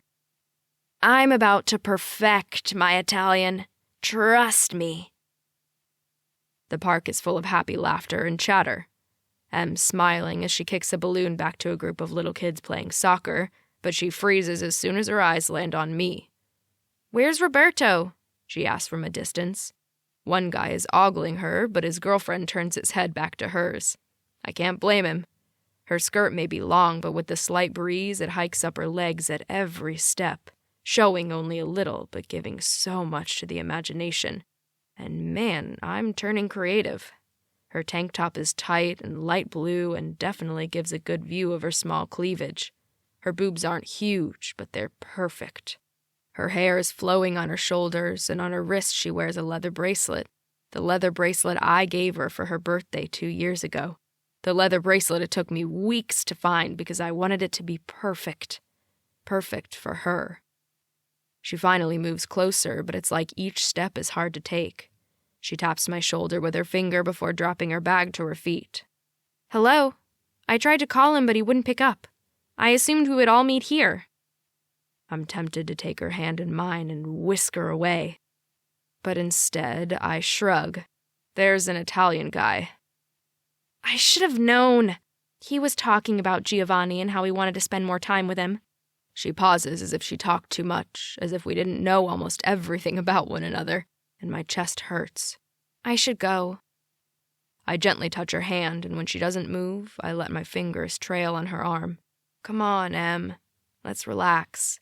I've got a few drinks for us. Your favorite. Grape juice? I laugh, remembering how Em always had grape juice in her lunchboxes when we were kids, and how she used to share it with me because Mom asked our maid to put veggie juice in mine. Better than that. She glances around and lowers her voice. You didn't. How did you manage to get rum and coke? I lean toward her too, whispering, My parents' liquor cabinet is very well stocked. She jolts back and crosses her arms on her chest, putting more distance between us again. What are your parents doing today? Her tone is a mix of worry and suspicion. I wish I could ease the frown on her face. It's like we're tiptoeing around the real topic that terrifies her, and I'm scared shitless that if I say the wrong word, she'll bolt away. Instead, I keep the conversation casual. Dad's having a party, and Mom's still enjoying her spacation. Em replies. She stares at her flip-flops and then chews one of her nails. Come on, there are still pretty good spots. I point to the grass, almost already full. The weather is so humid, Em's hair is turned all frizzy, and I'm tempted to run one finger through it to see how the curls would feel. Em grabs her sunglasses from her oversized bag. I brought some sandwiches and some fruit. Her voice is tentative, but at least she's not running in the opposite direction. I smile. Then we're good to go. We settle on the grass, talking but not really talking, laughing but not really laughing, and we wait. We wait for the weirdness to dissipate. We wait for the fireworks, close to families and a large group of peoples and lovers cuddling next to one another. Our hands touch 1,000 times. They touch for short periods of time and then for longer ones, as if we're playing with fire. Not sure if we want to burn. Chapter 13. M. The world spins, and there are happy bubbles everywhere. It's a blue one, I giggle, pointing to the sky. Nick laughs. He's got a pretty laugh. A sexy laugh. A laugh I want to hear all the time. Or his voice. His voice is much deeper now than it used to be, and it's a hot voice. A voice that gives me tingles everywhere.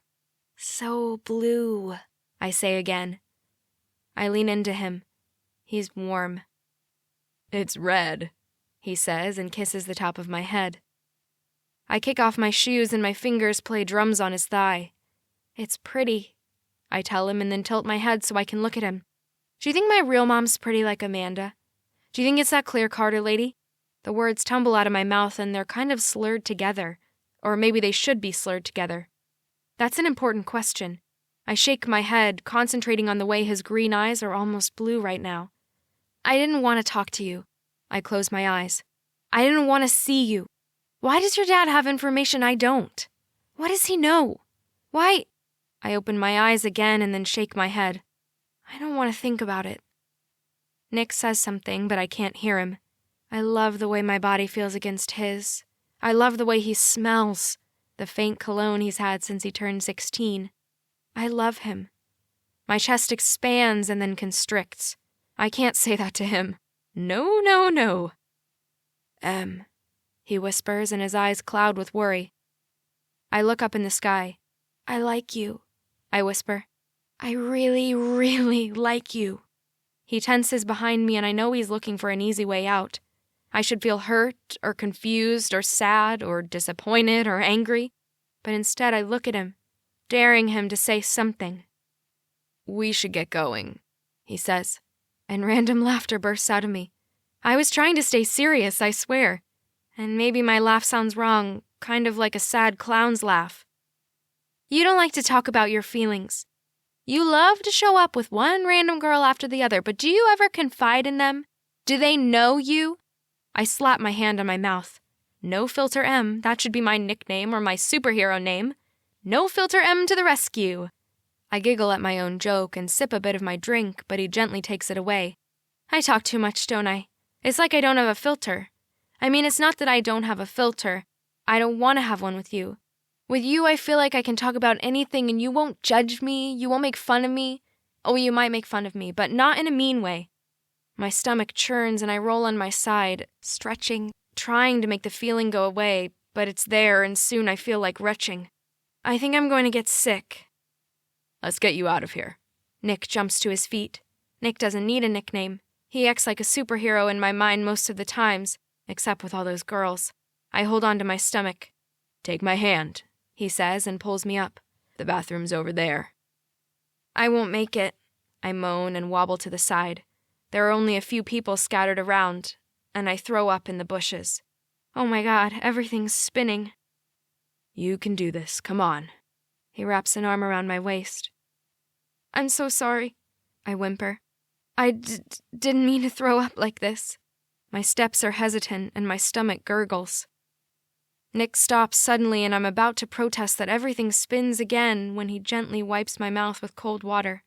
We're by one of the water fountains that joggers use, and he's wetting one of the napkins from my picnic basket into the splashing water. You're fine. You'll be fine, he says so tenderly that I want to kiss him. But instead I mutter, I really do like you. He smiles and leads me back to the streets. People pass by us, cars rush by. He drops the basket on the ground and still holding me, he picks up his cell with his other hand. Hey John, can you come and pick me up? I'm on West 77th Street by Central Park. He hangs up quickly and then calls for one of the vendors close by. I need a water bottle. I'm tired, I say and wiggle out of his embrace. I need to sit. And I do. And I yawn. And I want to sleep so badly. Come on, drink some water, Nick says, crouching next to me. People are walking around us. I should get up. But my legs are so tired. I take a sip. I hold on to his arm, drinking one more gulp. I don't know my limits. And that cocktail was good. So yums. I never say yums. I usually say yummy. It was yummy yums. This is funny. Yummy yums. I giggle but then sigh. My stomach's still not happy. Nick slowly caresses my forehead, and maybe I've closed my eyes for a second. The car's here, he says. I'm still wobbly when I stand up. The black sedan pulls in front of us, and his father opens the door. Chapter 14. Nick. What were you thinking? She's drunk! And if Dino sees her like this, he's going to lose it! Dad's clenching his fists and staring at me. He's usually calm angry, not all full-out angry. She's tired, I lie, but I know we've taken it too far. The last 2 drinks were definitely too much for her. I tried to tell her, but she shushed me, and she was having so much fun. You are walking a thin line, Nicholas Everett Grawsky. A very thin line. What is that supposed to mean? And I'm not 12 anymore. Using my full name is not as intimidating. That's not entirely true. My dad still scares the crap out of me. Em's snoring on my shoulder and I don't want to wake her up, so I lower my voice. What have you done, Father? His eyes widen for only a second before going back to his I'm pissed at you frown. What do you mean? I heard you and Mom talk about Em's adoption. You will keep your mouth shut. This is none of your business. She stirs in her sleep and lets out one big snore. I can't help but smile a little. It is. Em is my business. Let it be. That's all I'm saying. He's using his I can get you in so much trouble tone. But for once in my life, defying my father is not about testing boundaries or about gaining something for myself or about pushing his buttons. Defying him seems to be the only way to help her. And I'll do anything. Chapter 15. M. I told you to stay out of this.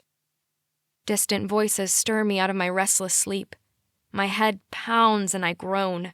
It's like someone is doing jumps in it, and they're not even good jumps. And I told you I wanted answers. Em deserves answers. A door slams. People shouldn't be arguing this early in the morning. Isn't there a rule about that somewhere? What are Nick and his dad even doing in my house? I turn to my side with my eyes closed. Nick's dad never comes to my house anymore. He used to. He used to play golf with my dad. They used to talk about real estate investment and country clubs and all that jazz. But he never comes anymore. Never, ever. Before, I was certain it was because he felt guilty about my father losing his job. Now, I wonder if it doesn't have something to do with my adoption. I've never known he was involved in it, but my parents assured me they were open about the details. This is not my bed. This bed is much larger. This bed has way too many pillows. This bed has silky sheets. My eyes pop open. Definitely not my room. Shit! I wince. I got totally wasted last night, and with Nick. Did I tell him I like him a lot? Did I kiss him? Again? I struggle to remember his answer, but I'm pretty sure he didn't declare his undying love for me. Note to self: never get drunk with Nick.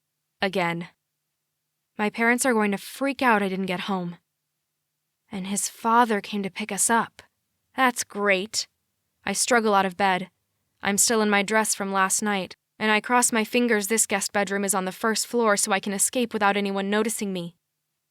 Someone slams the door. Heavy steps get closer to my room. A knock. Em, are you up? I should bring you back home, or Rob is somehow going to find out you didn't come home, and he's going to drive back from Cape Cod and kill me. Of course, let's worry about what my brother thinks. I want to be mad at Nick. I was mad at him after he told me what he overheard, but I have a fuzzy memory of him wiping my mouth tenderly. Shit. Wiping my mouth from throw-up. That's one sexy scene he's not going to forget soon. Em? He calls again. I'm up. The door cracks open and Nick steps inside with breakfast on a tray. You look like shit, he says, and my stomach grumbles. Nick sets the tray on the bed. He's got big shadows under his eyes and he's frowning. I cringe. Thanks. You don't look that great yourself today. He turns to me, raises an eyebrow, and laughs. A full-out belly laugh. I can't help but smile back. Seeing him somewhat happy is so much better. I got you some of the things I know you like. Waffles and eggs. I've read somewhere that eggs are supposed to help a hangover. Thank you, I reply, my heart warming at his thoughtful gesture. He nods and points to the door. If you open that door on the left, you'll find a bathroom. You can take a shower or at least brush your teeth. I wince. Is it that bad?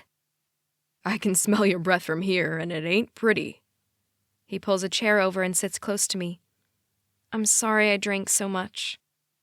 Don't worry. Those cocktails were pretty strong, and you were kind of a lightweight. Whatever. Don't tell Roberto I drank, okay? His eyes bore into mine and my heart skips a beat. I can't be imagining the electricity between us. I can't be imagining that he's looking at me like he wants to kiss me again, that he's been thinking about it ever since that day in the studio. Okay, maybe he doesn't want to kiss me right at this moment, not now that I have the yuckiest breath on earth. But something shifted yesterday. Maybe while we laughed, while we talked, or while we watched the fireworks in each other's arms. At least I think we did. Are you sure you're fine? He asks. You can't answer my question with a question. That's illegal. That should be one of our rules. Always answer questions honestly. Fine. I won't tell Roberto you drank, unless he asks. I nod and wince again. And I'm not fine. My head is about to split in half. I pause. Did your dad tell you anything? I heard you fighting with him. He didn't tell me shit. He keeps on telling me to mind my business. Maybe if I'm the one to ask him? I whisper. Maybe he would tell me what he knows. You can try, but I don't think that's going to work. He's hiding something. His face is a bit closed off, but then it opens again. Maybe you could ask your dad about it. I need to grow some lady balls. It's funny how when I started to look, I had this fairy tale in my mind, and now I'm scared to go forward. I'm scared of the answers. I admit. That's why I didn't talk to you last week. I knew if I saw you, we would end up talking about it. That, and I was weirded out about the fact your dad was involved in all this. Tell me about it. He rubs the back of his neck and I glance at the tray, nibble on a waffle. He did that for me. He's fighting with his dad for me. He's there for me. My heart beats faster, remembering yesterday. What did he answer when I told him I liked him? I could ask him. I could simply go ahead and ask him if maybe he likes me too.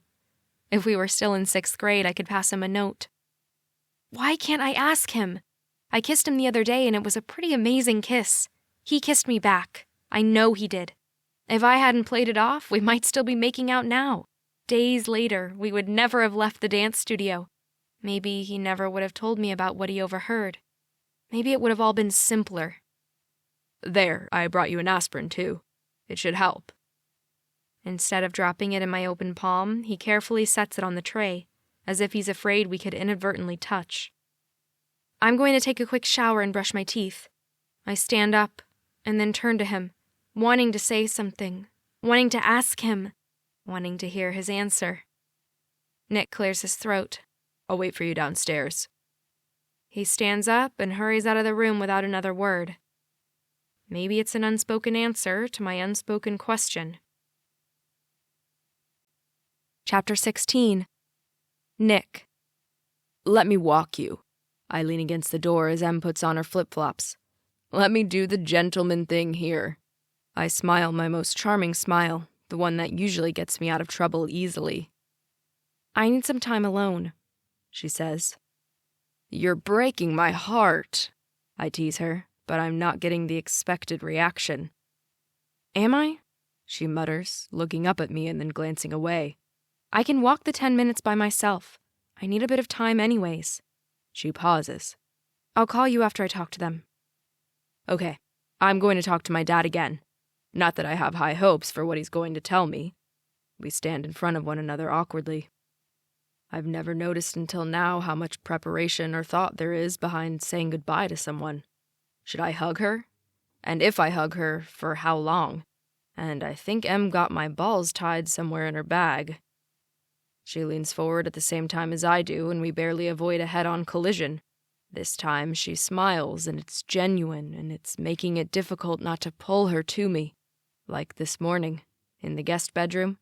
She's going through such a tough time, and all I think about is tasting her lips again, feeling her body underneath mine, making her laugh, discovering every inch of her skin, forgetting the real world and creating our own. She grabs her picnic basket and kisses my cheek quickly before hurrying out of the door. My eyes follow her silhouette until she disappears around the corner. "Nick!" my father yells from his office. He's been here all along and he hasn't even come out to acknowledge Em's presence. Way to go, Dad. Way to show me how to be a man. "Nicholas!" he calls again, and I slam the door. "What?" "I need to talk to you." His voice sounds super calm, and it's always a bad omen when he's too zen. I'm tempted to ignore him. Ignoring him would only anger him, though, so that might not be the best strategy. "I'm coming," I reply, and drag my feet past the dining room into his large office. His diplomas are all over the wall, and above the fireplace he has a portrait of his own father, the one who started Grawsky and Sons. He's staring at me like I've done something wrong. Pretty much the same look my father has right now. "We need to talk, son. Please sit down," he says, gesturing to one of the 2 empty leather chairs in front of his imposing desk. I lick my dry lips.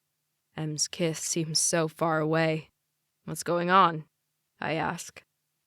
He taps his index finger on the globe standing by his lamp. He's the one who asked to see me, who summoned me in here, who made it seem like it was urgent. But now he has all the time in the world. One of his many tactics. He stops tapping and purses his lips before answering. "I understand you want to have fun this summer, but is Emilia really the best choice you have?" "You used to like Emilia and her family," I reply. "Used to being the operative words here, son. and I need you to think very carefully about all of this." "Do you need to be so careful because of M's adoption? Why don't you answer me? Why don't you tell me why you even know something about it?" "This has nothing to do with her adoption, and her adoption has nothing to do with what I'm telling you right now. M's a good girl. She's smart and pretty, I get it. But she's not the one for you. She has a lot of baggage, and her future is uncertain." He pauses. "You and I have a deal." I cringe but nod. "Do I need to remind you that if you do not fulfill your side of the agreement, I will stop all donations to the school, I will stop paying your tuition, I will step down as a member of the foundation?" "I remember," I reply. If he steps down as member of the foundation, I'm pretty sure my career will be doomed. It would be hard to hire someone whose father brought down such a prestigious institution like the School of Performing Arts, and I have no doubt he would do it without blinking. "You're supposed to actually show up at work this summer. You're only interning 3 days a week. That's not a lot." "I know, and I'm sorry. I'll be there on Monday." "Fine." He crosses his arms. "I also wanted to talk to you about your mother." "We should go see her. We used to go see her when she went to the spa. Make a field trip out of it." He sets his elbows on the desk, leaning forward. "I don't have time. Work is very busy. Driving from New York to Connecticut takes about 2 to 3 hours. It's not that far, and if we go with the driver, you could still work in the car." I hate my voice for sounding needy, like I'm back to being a 10-year-old begging for him to go trick-or-treating with me. He blinks once, but then leans back in his chair. "Your mother and I are having some issues." "I know." I lean back in mine, mirroring his gesture. I know all his tactics to destabilize the person in front of him, and I won't let him win. He clears his throat, very unlike him. "We're thinking about getting separated for a bit." "I know," I say again, staring at him, analyzing his face to see if there's any hint of regret. There's nothing. Only exasperation that I don't do as he pleases. "Anyways, enough about that." He pauses. "I have something else to ask you." I don't like where this is going. He only asked me to do stupid things for his job, run errands, show up at fundraisers, and spend time with the daughters of possible clients. Like Jen 5 months ago. Like Maria 10 months ago. I do change girlfriends very easily, and he's not to blame, but some of those girls I only dated because of him. "I need you to entertain Jen again." Shit, I can't do that now. Not with everything that's going on with M. I raise an eyebrow. "Are you pimping me out?" "Watch your mouth." He squares his shoulders and leans forward on his desk again, boring his eyes into mine and tapping his fingers on the lamp. "I'm only reminding you of our deal." I don't want to think about our deal. Not when it can hurt Emilia. Our deal was for me to behave and to think about my options, not to screw some random girl because you said so.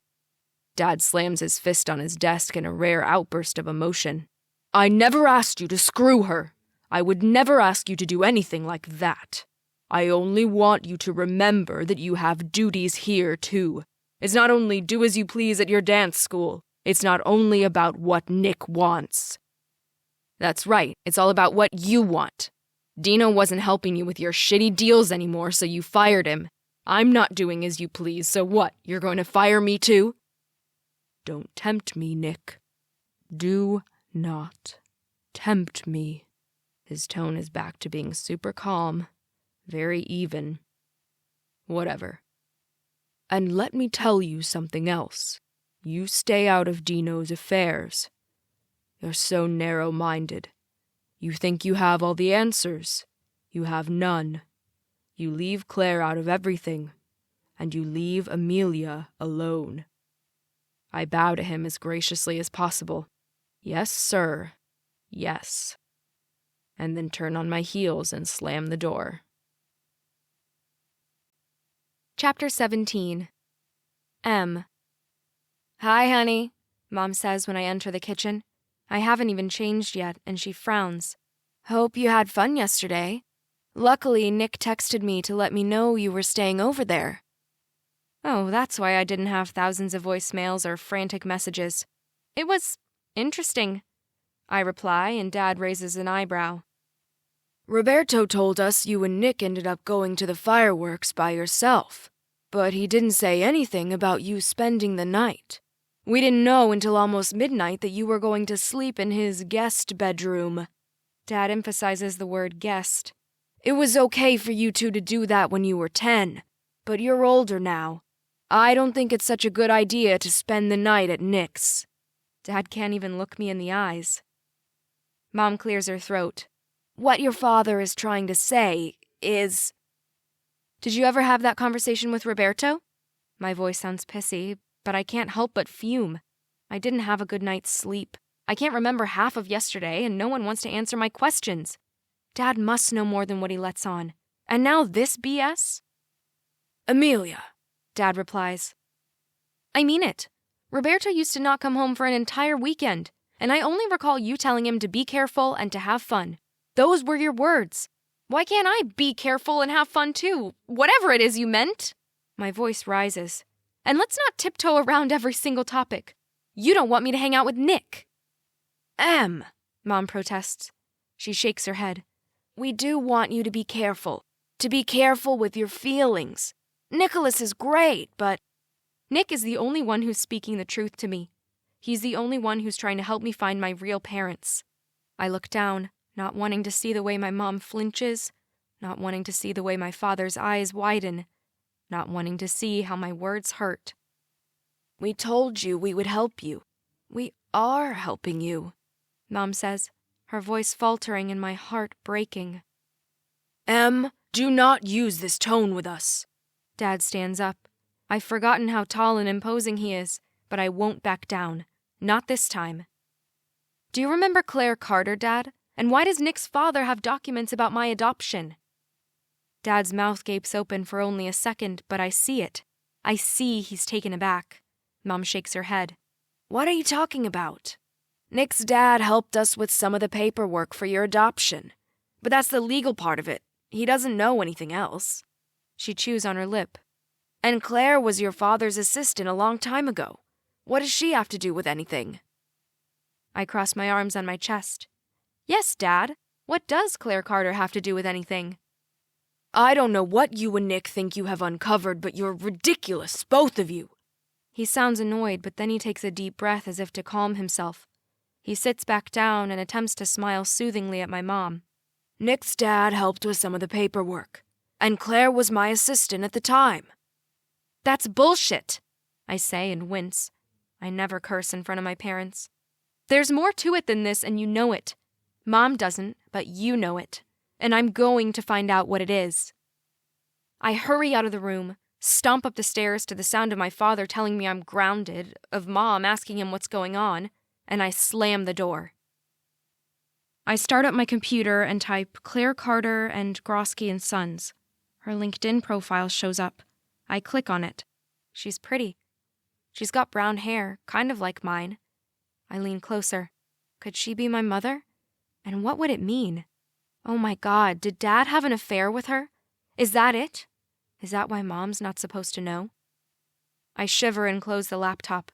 Maybe I shouldn't dig any deeper. Maybe I'm about to fuck up everything more than it already is. Maybe I'm going to hurt the people I love. I lie down on my comforter, thinking about all possibilities. Again. Maybe she's only the one who took care of the paperwork. My cell rings and I smile, seeing Rob's face on the display. I need a distraction, and I need brotherly advice. "I'm so happy you're calling. How is Cape Cod?" He sighs loudly. "Drop the act, Em. 1, why on earth did you sleep at Nick's last night?" "Because I got drunk?" I can't help but sound defensive. "This is getting better and better." "And you sound like Dad." "Well, maybe he has a point." I stand up and pace around the room. "That's funny because you didn't seem to think he had a point when he first forbade you to date Jim." "That was different, and you know it. Jim was dealing drugs." I roll my eyes. And Nick is what? Nick can't keep a girlfriend longer than a few weeks. Nick's dad fired ours. I want to scream. You still talk to Nick. That has nothing to do with that. It doesn't, but that means you should understand Dad a bit more. He's afraid for you. We're worried for you. We know what's best for you. I hang up. I can't hear this any longer. Everyone's lying and pretending. Everyone tells me what I should do. I change into comfier clothes, grab my gym bag, and head back downstairs. Mom and Dad are no longer in the kitchen, and I know Mom's going to come and check on me very soon. Even if I'm pissed, I still don't want them to worry. I grab the notepad by the phone and scribble, "Gone to the school." And I head out, texting Nick. I'm on my way to rehearse. Come? I'm going to be the one deciding what's best for me. Chapter 18. Nick. My father wanted me to come to some sort of meeting with him, some teleconference he's having with partners from London. He doesn't know what a day off is, and if he thinks we can forget our conversation and move on, he's delusional. I push open the door of the rehearsing room. Em's already there, listening to her iPod playlist on the stereo, the one I made for her when we were hanging out during winter break. She's dancing as if all movements mean the world to her, as if she stops dancing, she's going to fall apart. That was amazing, I tell her when the music stops. Whatever. It's all bullshit. She's sweating and breathing hard. What's wrong? Nothing. Everything is great, wonderful, splendid. But her voice is breaking. I step closer to her, closer until I'm so close that I can touch her. One of my hands falls on her shoulder. She doesn't stiffen like I thought she would. I tilt her head toward me with my other hand.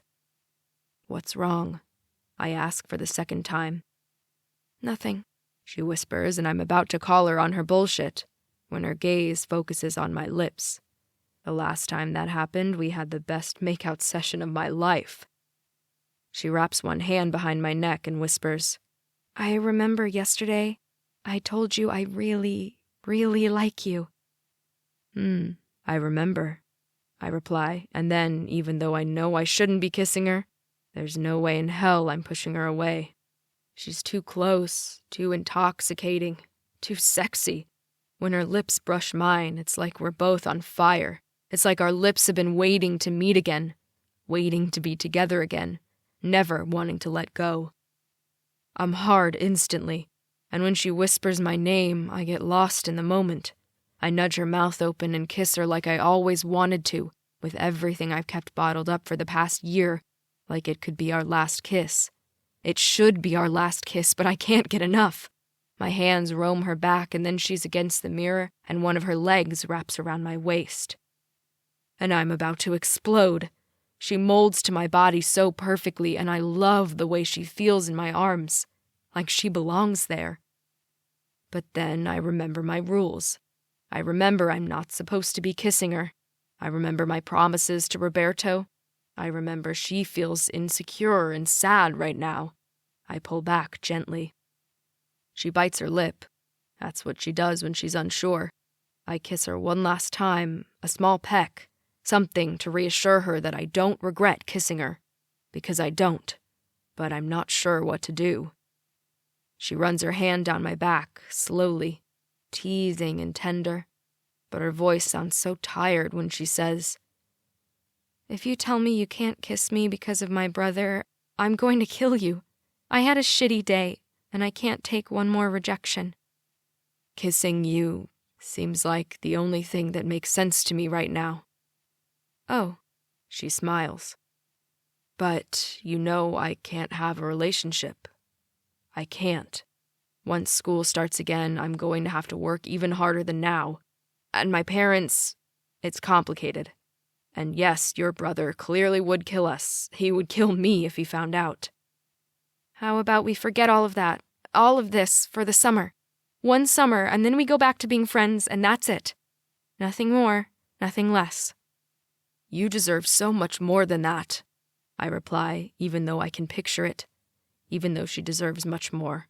She fucking deserves the world. But one summer together. One summer in the city while everyone we know is away. One summer to help her deal with whatever she finds. One summer. Chapter 19. M. Nick stays silent for a second too long, and I step aside, away from his arms. I can't deal with someone else telling me what's good for me, what I should do, what I need, what I want. I know what I want. He gently tugs me back to him until our bodies press against one another again. You deserve everything, Nick says. I tilt my head to look into his eyes. I know what I want. And I want you. You're the only one who doesn't bullshit me. I pause. You could say no. You could tell me that you want a real relationship, but it's not true. You could say no because you think you might hurt me, but let me make that decision. Don't make it for me, because I'm already hurting. My anger fades away and there's only raw pain in my voice. You're the only one who helps me, who's standing by my side even when I screw up. I pause and take a deep breath. And you're right. We can't date. Not really. I mean, we can't be together while we're at school.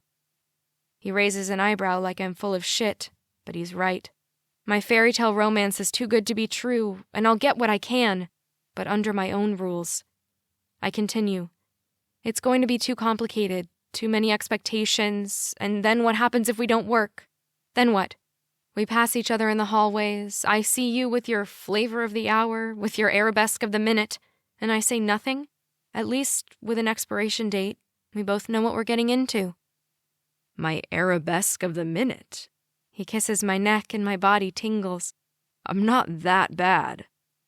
Who are you kidding? You've dated half of Manhattan. His shoulders slump. I haven't. I don't think I have. You never lie. You never make false promises. The majority of girls think they can change you. The majority of girls believe that they're the one you're going to change your ways for. And as the words cross my well-kissed lips, my heart tightens into a knot that's every sailor's dream. Is this what I want? Is it what I hope will happen? I shake my head. I only want to feel his lips on mine again, his body pressing against mine. Are you sure you want to do this? He asks again. His fingers caress my cheek slowly, like he wants to memorize it in case I disappear in a pirouette. I am, I reply, thinking I'm strong enough to handle this. I'm strong enough to end this when needed. I'm not going to cling to him. I'm not going to ask him to stay with me when the summer draws to a close, even if it breaks my heart. Chapter 20. Nick. When Em invited me to her Nona's restaurant on Monday, I sweated my balls off. I'm so not ready for the big family dinner. I can't face Roberto or Em's parents. But Em explained her Nona is going on another date with the older gentleman she met at the market. Em says her Nona believes in love. She believes her deceased husband sent that guy to make her dance again. So they're going to one of those festivals the firefighters organize every summer. The way Em blushed when she talked about love made me want to tease her, made me want to make her smile. But I resisted. I can't cross the line. What we have is a friendship with temporary and limited benefits. Nothing less, nothing more. And I better remind myself of that before I do or say something stupid. I'm tempted to throw away the flowers I got from a street merchant on the way to Brooklyn. It's a bouquet of tulips, and there's something about them that reminds me of Em. And oh my God, where did my balls go? I've never been so touched by anyone, so in sync with anyone in my entire life. Before I can convince myself to turn around and cancel our date tonight, I ring the bell of the restaurant, hiding the flowers behind me. You can come in, Em calls, her voice a tad muffled. In the kitchen, she says again, and I follow her voice. She's covered in flour, almost from head to toe. Her dark brown curly hair is peppered with white, and she's holding a cannoli in her hand. What are you doing? I chuckle, still holding the flowers behind me. She steps closer to me. You're not going to be laughing once I get flour all over you, too. She kisses me gently but too quickly for my taste. Screw the flour, I tell her and bring her closer to me with one of my hands for a real kiss, a deep, I want more kiss. She moans in my mouth, and I'm suddenly forgetting why it's a bad idea to take it further than our makeout sessions. Why I can't cross that line with her if I can't promise her more than this summer. But luckily, she steps away from me before my lower brain decides to overcome my real one. What are you hiding?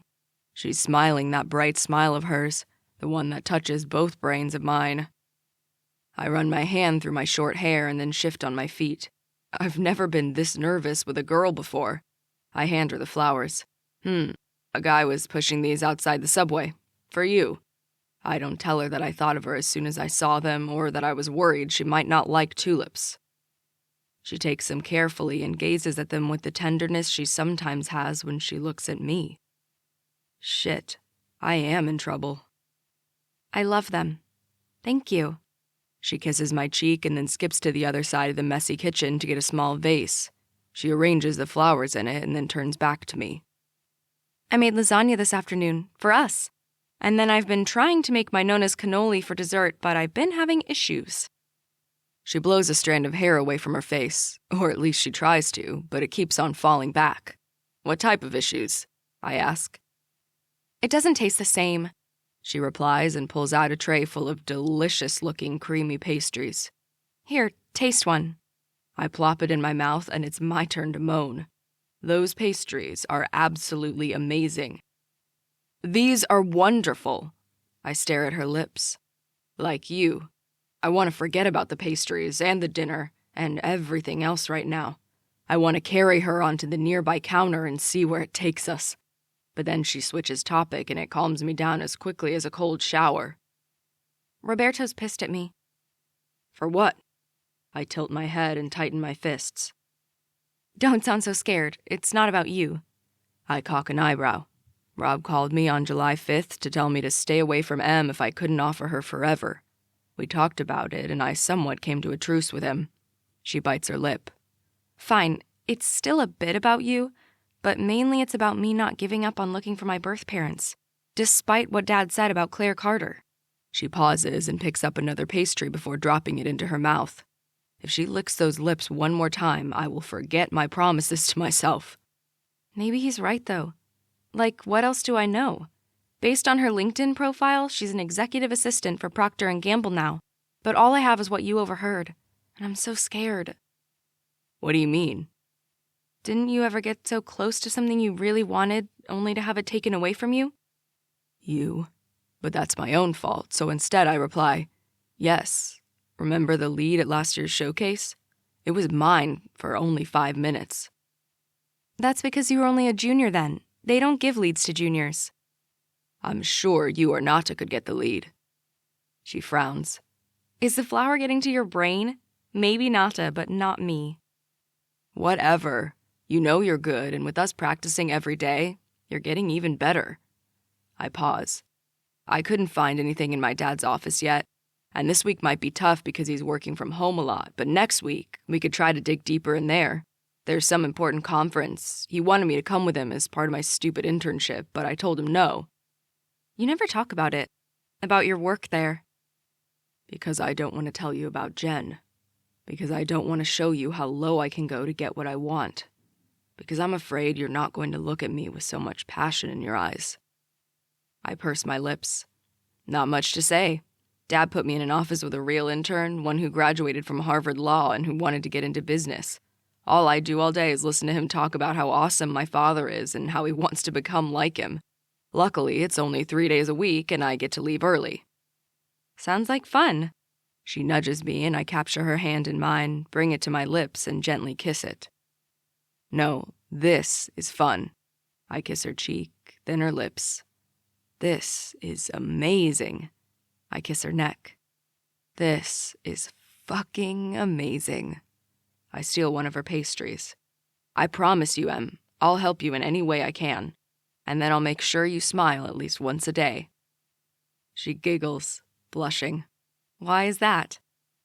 Because seeing you smile is making everything better.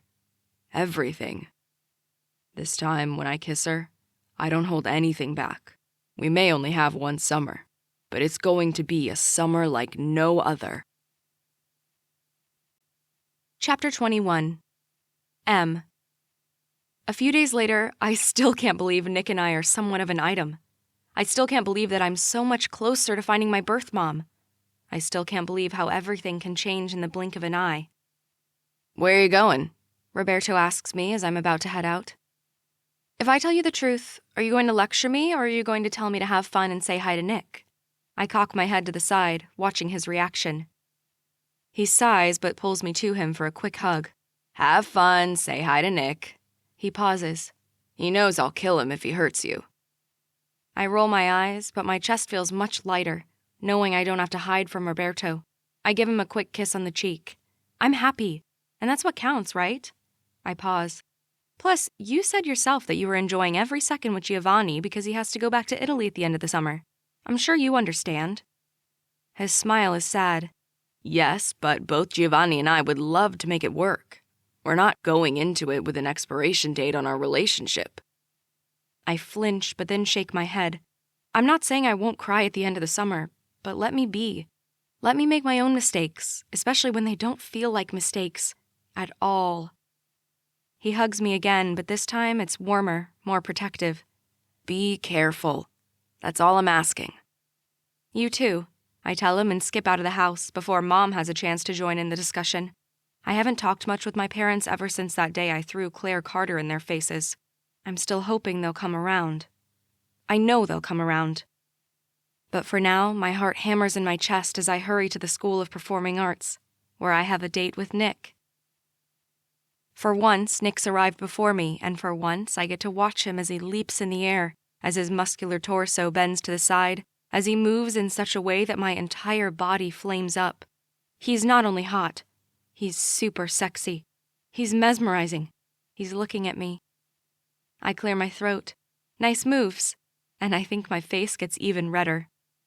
His laugh is happy and warm and does things to me I can't explain. The way he looks at me like I'm everything to him. The way he strides my way, still not wearing a shirt. He leans in and his mouth meets mine for a kiss that's both sweet and explosive. A kiss that leaves me breathless. His arms wrap around my waist and he pulls me off the ground like it's nothing. "Are you ready to spin?" He chuckles. He used to make me spin when we were younger, make me fly in the air until I begged him to stop. But not this time. I press my lips to his again. I'm ready whenever you are. And I laugh as he turns and turns and turns until we're both begging for mercy. He gently drops me back on the floor and leans against the wall. "Let's dance, but let's not rehearse," he says. Why do you want to dance? "I just want to feel you," he replies and takes my hand in his. The music playing is a piece by Mozart. It's fast, but Nick's going slow. He settles his body against mine and he starts waltzing. I smile because I remember him saying one time to whatever girl he was with that he loves dancing, but that she'd never get him to waltz for no reason. And with the way he's smiling, I know he remembers it too. I know he's giving me something special without saying it. And I close my eyes, let myself fall into the music and into the movement. With him. Chapter 22. Nick. "Every morning I ask Daddy Dearest for more information about Em's adoption. Every morning he shuts me down. Every morning he reminds me of my duties as his son, as his heir. But this morning is different. Mom's birthday is today." "Are we going to see her this weekend?" I ask before popping a piece of toast in my mouth. "I'm busy this weekend," he replies, not looking away from the Wall Street Journal. "Did you hear about what's going on in the euro area right now? Some analysts fear a contagion of the crisis to other markets. Between that and the talks of stricter financial regulations everywhere, our investments could take a hit. That, and we might need to change the way we conduct our business." It sounds fascinating. I don't even think he realizes I'm being ironic. He takes one more sip of his coffee and stands up. "Don't forget you have work tomorrow," he says. "I know, I won't forget," I reply and then add, "Why don't you show us the paperwork from Em's adoption? She does have a birth certificate, so you must have the rest of her paperwork."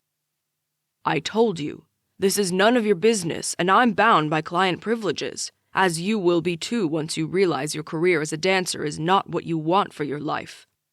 "You mean what you want for my life?" I take another bite, so used to this conversation it doesn't even faze me anymore. Have a good day. I'll see you later. He pauses for a second, looking at me, and I hate that we have the same eyes. I hate that I get my height from him. I hate that I still want him to accept me for who I am, to help me, to help Mom.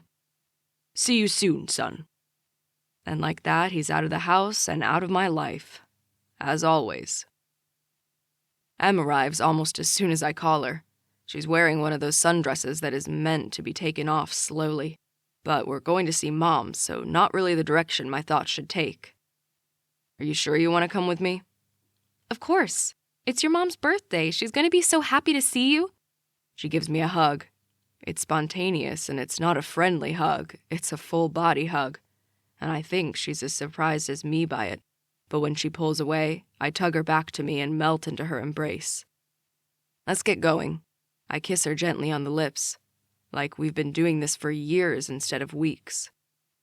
On the road, we play stupid games like finding random license plates from California and Alaska, or we look for signs where the city starts with B.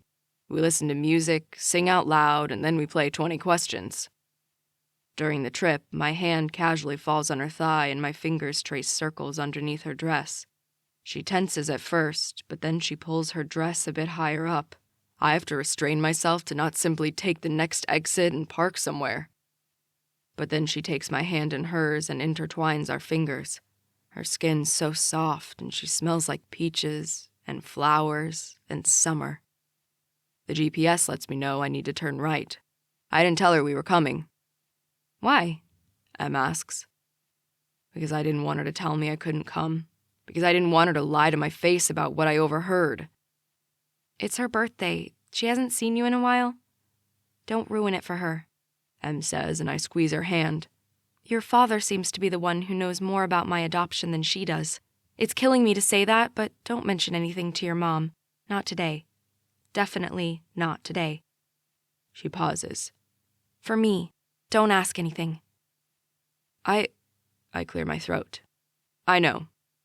That's not what I wanted to say. At all. The spa where Mom is staying is even bigger than what I remember. More grandiose. We park by the entrance and a valet picks up my keys. Nice car, he says in my classic Mustang. Thank you, I reply. It's a 1968 black Mustang coupe. It used to be my grandfather's. He bought it for next to nothing back in the day, and he's the one who repaired it. My father gave it to me when I turned 16. I open the door for Em and hold her hand as we walk up the stairs to the receptionist who is sitting behind an imposing counter and a bunch of white flowers. Hi, I'd like to see Mrs. Grawsky. Her lips turn up in a smile. You must be her son. She talks about you all the time. I am. And this is your girlfriend, I presume? I don't know what to say. I don't know what to reply. I don't know what's wrong with me. One summer, man. One summer is all you get. Do you know where we can find Mrs. Grawsky? Em asks, saving me from answering the question. She is currently in painting class. You can walk through this hallway to the right, the receptionist says.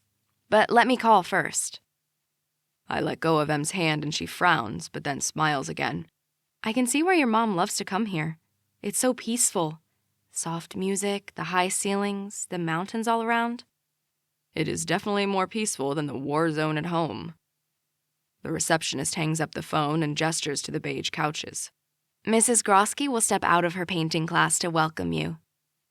Before we can even sit, I hear Mom's voice. Nicholas! She hurries our way. Em tenses next to me, but I whisper, Thanks for being here. Thanks for coming. I stand up and hug Mom. It's quick and formal, but it's still a hug. Happy birthday, Mom. Where's your father? She asks, and my shoulders slump. Why does it have to be the first thing she asks? Not a how are you or anything. But then she gives me another hug. He's probably working. I'm so happy you drove all the way. That's the best birthday gift. And she sounds happy. Really happy to see me. I relax. Em came with me, I say, and Em stands up. You're even lovelier than what I remember, Emilia. Mom air kisses Em's cheeks and then glances at me. Are you two finally an item? I frown, but before I can answer, Em blabbers. We've been hanging out. Oh, so that's the explanation we're giving people. Good to know. Fuck, why did I want to proudly announce, yes, we're finally dating and it's awesome? Mom puts her hand on my forearm. Let's go drink some tea outside. There is such a nice breeze up here. She links her other arm with Em, and together we go drink tea. We go and pretend that there's nothing wrong with this picture and that everything is great. We're good at pretending. Chapter 23. M. The drive back from the spa was more silent, less festive, and when Nick dropped me off at Nona's, I kissed him with as much tenderness as I could. I wanted him to come eat dinner with us tonight, but he wants to go home. He's tired, and I think he's more worried about his parents' marriage than he's letting on. I push Nona's restaurant door open. Emilia! Bellissima! This dress is beautiful. You look so happy. Nona hugs me and I relish in her embrace. It's so much warmer than the hug Nick got from his mom. Once more, I realize how lucky I am. She winks. Does that smile have to do with the amount of time you're spending with Nicholas? Nona, I say and then kiss her cheek. How is it going with Mr. Edwards? A lady never kisses and tells, she replies, laughing, and I follow her in the kitchen. What's for dinner tonight? Pasta bolognese. Come on, everyone's already here. And I step inside the restaurant. I wave to the regulars and stroll between customers to sit at our table. Hi, I say. I want you to meet Giovanni, Roberto says, and a tall boy who has one of the warmest smiles I've ever seen stands up. Very nice to meet you, he says, and his accent is as warm as his smile. I sit down between Mom and Giovanni. Mom squeezes my hand. I'm sorry we're hitting a rough patch, but I meant what I told you, darling. I will help you as much as I can. We're not lying to you. Maybe you're not, I think, but don't say anything. Instead, I look at the people gathering around the table and smile, because right now, as confused as I am, I'm grateful they're my family. 3 days later, I meet Nick after his internship. The temperatures are still soaring, but when he gives me a quick hug, I don't want it to end. We start strolling in no particular direction. Let's go to Central Park, Nick suggests, and his arm brushes against mine. Our eyes meet and we both smile. It's funny how we've danced and kissed and kissed and kissed, but a simple touch still makes me breathless. We don't hold hands in public, especially so close to where people might see us. And even though I've been trying to pretend I don't care, my chest constricts. I stare at my feet for a second. Everything okay? He asks. Fine, I lie, thinking about what Roberto told me the other day, how he and Giovanni don't have an expiration date on their relationship, how they looked so happy and in love yesterday. Our relationship is doomed in a few short weeks. Nick bumps his hip to mine. Do you want an ice cream? Come on, Em, you love Grom's pistachio ice cream. We could go to their shop by Columbus Circle. His hand touches my back briefly, and I want to lean into him. I want to feel his arm around me. Ice cream it is. I shake my head from all unwanted thoughts. If only our relationship was as easy as a lick of ice cream. Chapter 24. Nick. While we chill under a tree in Central Park, I get a text from Dad that he will be leaving for a meeting late afternoon and he won't be home for dinner. Not like I usually expect him to be home for dinner. Not that we had dinner together in the past months. But whatever. That might be his way of trying to reconnect. But it's really the perfect opportunity to check his desk at his oversized home office more thoroughly. We hurry back to my place. We walk in front of his office and the door's wide open. He's sorting through a bunch of papers. "Good afternoon, Emilia," he says, and she startles. Good afternoon, sir. She never called my father by his first name, and I guess she's not about to start now. The way her hands are curled up into fists by her side and the way she's pursing her lips are clear signs that she's pissed, but trying to contain her anger. My father clears his throat. I understand you went with my son to visit my wife. She was happy to see you. She was happy to see him. Thank you for doing that. Em turns to me for a second with eyes so wide I wonder if she's seeing things I can't. Then she looks at my father, her eyes narrowing like she's trying to figure him out. I think it was important for Nick. My father tilts his head to the side. Indeed, you're right, and I should have been there. Say what? What is going on? Em nods, and even though her shoulders have relaxed, her posture is still tense. She squeezes my hand. Yes, you should have. Have a good day, sir. Emilia, my dad calls again. Your parents did a great job raising you. Never forget that. Thank you, and I never will. Don't stay up too late, kids. We don't want a repeat from the 4th of July, Dad says, and I think he's almost smiling. We hurry up the stairs into my room, and I turn to Em. That was hot. You telling my dad exactly how it is took some guts. And man, you're sexy when you're angry. She smiles, and I put my arms around her, her back against the door. I want to kiss you so badly right now. So why don't you? She licks her lips. Because if I kiss you right now, in my bedroom... Shh, don't overthink this, she says and pulls me to her. Our lips collide and our tongues dance together. Her hand trails down my back and sneaks underneath my shirt. I slow the kiss down, enjoying the way she tastes, the way she touches me. My own hands caress her, and I want to feel her closer. I want to feel all of her. I force myself to stop kissing her for a second. You're killing me, I say, and she smiles again. This time her smile is more shy, less self-assured, and I kiss her again to show her how much I want this, how much I want her. Both of my hands cup her face, and I deepen the kiss until she moans. And then I tug her, walking backwards until my calves hit my bed frame. She falls on top of me, and if I don't stop or think about something gross right now, my parents having sex, ew, I will explode here and there. It's not my first time, far from it, but it almost feels like it. She peppers kisses on my neck. She's breathing hard, and her hand tentatively goes further down and down and down, and I'm going to combust. I turn so that I'm now on top of her, holding my weight on my forearms. Her face is flushed, her mouth is half open. We can continue. Please tell me you want to continue, I say, and I watch her reaction. I don't want to push her. She's staring at me like she wants me, but then she glances away, and I can see the doubt in the way she bites her lip. I force my voice to not sound too disappointed as I tell her, or we can play video games until he leaves. She sighs. Video games. She sounds disappointed, but she's definitely not as disappointed as me. But then I remember, do not take it too far. Except as we settle on the floor and she cuddles up to me and we both start hiding from zombies in the game we haven't played in forever, laughing at the way some of them are super walkers, laughing at some of the designs, talking about the TV shows we wished we had time to watch. I know it's too late. I'm already way too into her. We've gone too far.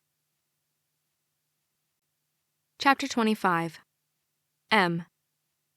After an hour, Nick turns to me. You're way too good at this game. Rob taught you how to beat me, didn't he? I stick out my tongue. Maybe, maybe not. I'll never tell. I laugh, but then sigh as I remember why I'm technically here. Even though the making out session was more delicious than I could have ever imagined, even though playing video games with Nick is always fun, we need to look through the paperwork. We need to dig in his dad's office. He stands up. Come on, we don't have much time. His late afternoon meetings can last anywhere from a few hours to all night. We shuffle downstairs and push the door to the office. It's locked. He only locks it before a big case, but he doesn't have a big case right now. He pauses. Let me ask Serena if she can open it. He hurries into the kitchen where Serena, their maid, is finishing up her workday, and he comes back with a key. He's going to know we're going into his office because he asked Serena to tell him if I ever asked for the key. Are you sure you want to do this? Even more now than before, he says and turns the key, opens the door. The office is clean, super clean. There are no papers anywhere, but Nick opens shelves and drawers, pulling files out, reading them carefully before putting them back. Take the right side, I'll take the left one, he says. I drag my feet to where he points, feeling uncomfortable looking through his dad's paperwork. Hey, he's got the picture you made for him in 5th grade. I pick up a drawing in a frame standing on a shelf. Probably to show off to whoever comes here that he's a good father, Nick replies. Don't be so tough on him. We don't know why he's hiding whatever he's hiding. I can't believe you're defending him. I'm not. It's just... he's your father, that's all. I know, Nick says and continues to storm through the paperwork. I, on the other hand, am very careful with everything I touch. I'm going to need 10 hours to go through one drawer. Nick suddenly screams, I found it! Of course, he put the file with the personal files, not with the business files. But then he shakes his head as he pulls out some paperwork. There are only a few pieces of paper. Wait. He focuses on one piece of paper. There's a birth certificate. I have my birth certificate. Mom gave it to me when I started searching. Show me? I cross the room to where he is. I scan through it. It doesn't make any sense. My birth certificate says my name is Jane Doe. It says I was born as Jane Doe. Nick pats my arm, pulls me to him, until my head finds its spot in the crook of his neck. Dad lied to me. He lied to me. My mom's not Jane Doe. She didn't abandon me like he said. My mom really is Claire Carter, and my name's Caroline Carter. Tears I didn't see coming fall down my cheek, and I sob. I don't feel like a Caroline. I'm not Caroline. I'm Emilia. Nick hugs me tighter. You are who you want to be. You're my Emilia.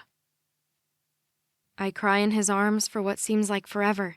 I talk to him for what seems like forever, but the time's ticking and I have to get home soon.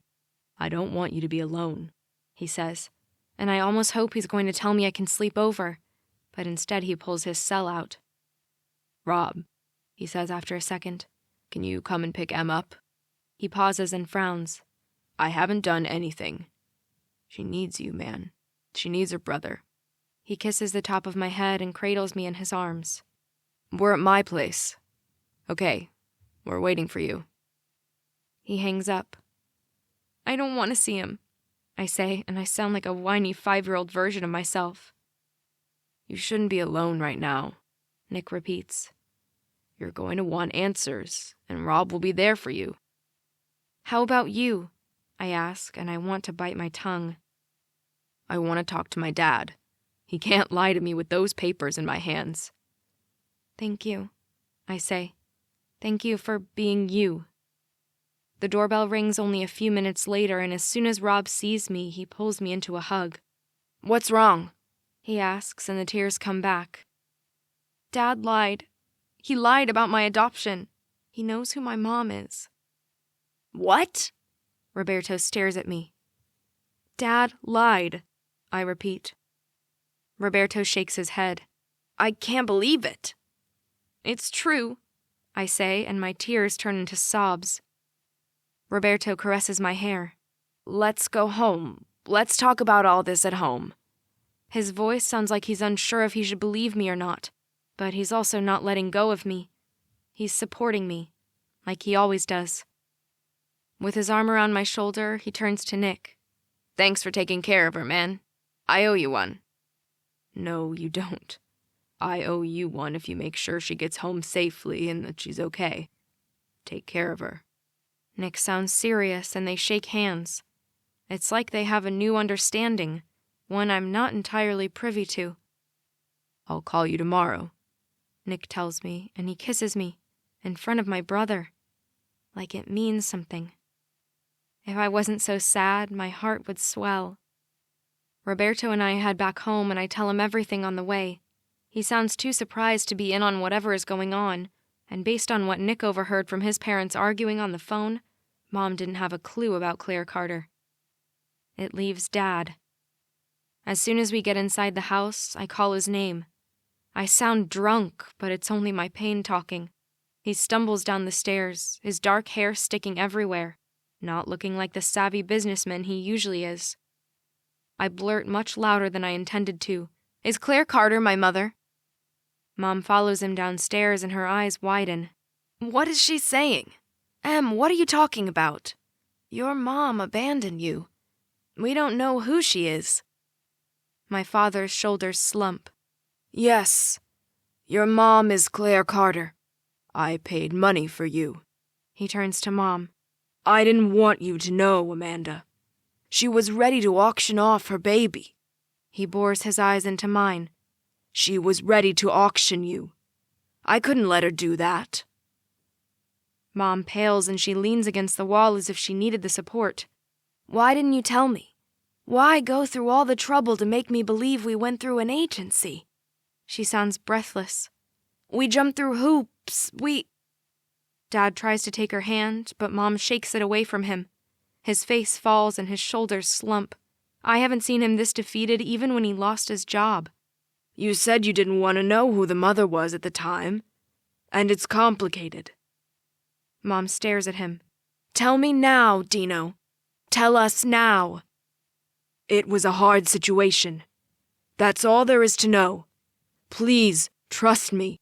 That's all there is to know." I'm about to ask questions when Mom beats me to it. "I don't believe you," she says, her voice rising. "There's more to the story than this. Otherwise, why hide it from me?" "You would have wanted to go through everything the proper way. You wouldn't have wanted our money to help us the way it did.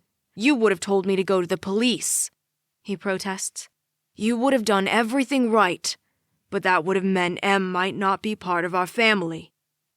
Mom's mouth gapes open and she glances at me, and I want to find a way to reassure her, to tell her I love her, so I simply force my lips into a small smile before turning my full attention back to my father.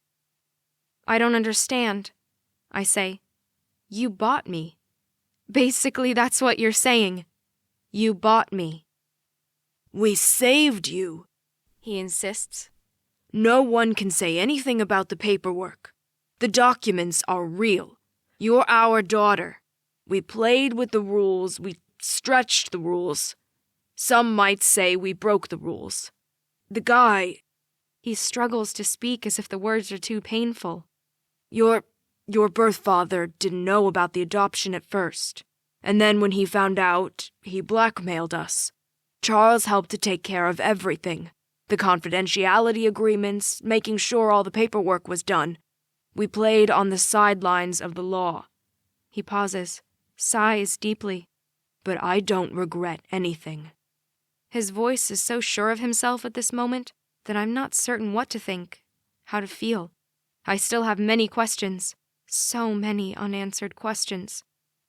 "But Claire was your assistant until 8 years ago." Dad's eyes dart everywhere before settling on a point behind me. "Part of the agreement was to keep Claire working for us for as long as she needed to, as long as she wanted to. She left on her own. Claire is not the one who has loved you all those years." Tears spring out of my eyes again. I know that, but why lie to us? Mom holds her hand to her mouth like she's stifling a scream, like there's more to the story than my father is saying. "Yes, why lie to us?" And her voice is too devoid of emotions. Roberto wraps an arm around my shoulder. "Come on, sis, let's get you some hot chocolate with marshmallows." That's the drink Mom used to make me every single time I hurt myself. Falling from a bike, feeling rejected by Nick, losing a tooth. "Come on, Mom," Rob says, and Mom follows us into the kitchen, leaving Dad behind. Chapter 26. Nick. I spend several hours with Emilia on the phone. She tells me about the lies. She tells me how she doubts the whole truth came out. She tells me her dad claims he doesn't know where Claire Carter is. She tells me she's not even sure she wants to meet the woman who tried to sell her to the highest bidder. I continue talking to her until her words start to slur, until she tells me she's not sleepy, until she falls asleep on the phone. My ear is hot from my cell and my body hurts from the position I was in, but I don't fall asleep. I wait for my father to get home, and he does, at 2:30 in the morning. I sit by his bedroom door and he jumps when he sees me. "What are you doing here?" I pull out the birth certificate from M's adoption file. We found this. Dad sits down next to me and I'm pretty sure my mouth has never gaped that wide open. "I knew one day or another you'd find it. I'm surprised you didn't earlier. Serena called me to let me know you got into the office with Emilia." He pauses. "And is she happier now than she was before?" At least she knows that Claire Carter is her mother. "Oh, that's what she knows. Interesting." He cracks his knuckles, which in his business suit looks almost ridiculous. "Where does Claire Carter live?" "Didn't Dino tell her?" "He said he has no contact with her," I reply. "Again, interesting." My father sighs. "I'll help you." I shake my head, knowing that my father never offers help for free. And what do I need to do? "You need to cool things down with Emilia. And I'm saying that for her sake, too. Once you go see Claire Carter, you can be there for her. But as a friend. Otherwise, you're going to end up hurting her." He pauses. "Is that what you want? To hurt her even more than she's hurting now?" "I won't hurt her." "You will, by going out with Jennifer, as you promised me. And," he raises a finger to my face, "and if you forgot this promise, you're going to remember it fast. I'll give you Claire's address today if you promise to go out with Jen, to help me land that business deal by showing everyone how charming you are." He pauses again. "You need to realize, son, that you cannot do all that you please. If I had done that, I'd never be where I am today." I turn my head to him. He looks tired and worn out and bitter. Is that who I want to be? But then I remember M's tears, her desire to meet her real mom, and I remember the time and dedication I need to make it as a professional dancer. I remember my rules, and even though it feels like I'm punching myself in the stomach, I say, "Give me Claire's address." My father doesn't look like he won an argument. He looks sad as he replies, "You're doing the right thing." Chapter 27. M. My eyes must still be red from all the crying I've done yesterday, but I'm trying very hard to stay positive. Nick called me this morning to tell me he convinced his father to give him Claire Carter's address and phone number. We know where Claire Carter lives and we're going tomorrow. Before I change my mind. We hesitated about contacting her first, but I don't know what to say on the phone. And there's a part of me that's scared she doesn't want to see me. There's a part of me that still doesn't know what to believe. There's a part of me that wants to stop everything and never look back. But I can't. I want to ask her what happened back then. I want to ask her why she tried to sell me off. What was going on in her life? I want to make sure she's okay. She did wrap me in the onesie and the blanket. My father told me that when they arranged the pickup, she had me in those clothes. I want to believe she cared. I want to believe she still cares. Less than 24 hours to go. Nick decided I need to relax somehow, so he's taking me to the movies. I stroll down the street. The sun is warm on my skin, but not too hot. It's a perfect summer day, and I should enjoy it as such. The Bamrose Cinemas in Brooklyn is playing some indie movies, and we'll get to hold hands in the air-conditioned theater. Nick's waiting for me in front of the theater, and I slow my pace to look at him. He's on his phone, probably playing a new game. He's wearing cargo shorts and a Mario Brothers shirt. I'm sure the people around him don't realize that he's not only super hot, he's also on the path to entering a prestigious ballet company. I'm not sure he even realizes how amazing he is.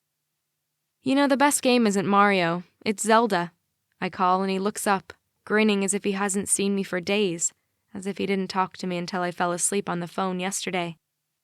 You are breaking my heart with those words, he jokes and leans down to kiss me on the lips. My heart still flutters at the contact. My heart believes our summer is going to last forever. My heart believes Claire will be happy to see me. My heart believes in happy endings. My heart is hopeless. He holds my hand as we pay for our tickets, but right before we enter the theater, a very familiar voice chirps next to us. Oh my God, Nick! I thought that was you. Jen. A chill runs down my spine. She's ignoring me, of course. Nick squeezes my hand and then lets it go. I didn't know you were back already. I should have called you. Why? I want to ask her. So you can try to get back with him? He doesn't want you. I want to scream. Em and I were on our way to watch a movie, he says, nodding my way but not saying or doing anything that would show her we're an item. Because we're not. My heart sinks to my feet and I struggle not to let my pain show in the way I purse my lips. Oh, Emilia, Jen says with the fakest enthusiasm on the planet. I didn't see you. Liar? She pauses. Love the dress, even though... She doesn't finish her sentence, she simply smiles brighter, knowing she managed to rattle me. I'm wearing one of my favorite dresses. It's light blue and almost touches my feet, with a thin crisscross on the back. I'm so happy to run into you, Nick. Mom says there's a party at your place next week. Love your dad's cocktail parties. They're the best. Nick glances at me, mouthing he didn't know about the party, but it sounds like something his dad would do. France was fantastic. She continues to talk. Her black hair falls prettily on her shoulder. Her light brown skin is flawless and she's got dimples when she smiles. She's always very well put together. Today she's wearing some beige shorts with red ballet flats and a red top that shows off her cleavage. At least I have slightly bigger boobs than she does. That's so nice of you to help Roberto out by spending time with his little sister, Jen says, caressing Nick's arm with her index finger. I'm about to bite it off. She's going to lose a finger. It's not like she needs it to dance. You know me, I'm very nice, Nick says. Is he flirting with her? He glances at me and smiles. I'm about to stomp away from both of them when Jen sighs. I have to go. Mom's waiting for me at that little bakery she discovered on this side of town. Apparently, it's better than the caterer she uses on the Upper West Side. But I'll definitely see you guys around. Well, especially you, Nick. We should talk about rehearsing together or maybe go see a show or something. We'll talk, Nick replies, and Jen doesn't acknowledge me again as she skips back onto the sidewalk, back into her perfect little life. Nick turns to me. I'm sorry. I know she's a bit much. A bit much? She's not the one who seems to be ashamed of me, I reply, grinding my teeth so hard it hurts. What? Nick raises both eyebrows as if what I was saying was some sort of revelation to him, as if he never looked at it that way. Come on, you dropped my hand so fast there, I reply, feeling silly because I know what he's going to say. We agreed. We agreed, he says. And there we go. An iron fist squeezes my chest, but I breathe through it. I'm not going to make a scene here. I did agree to this summer. Only this summer. Technically, it was my idea. My own stupid idea. You're right. She gets on my nerves, that's it.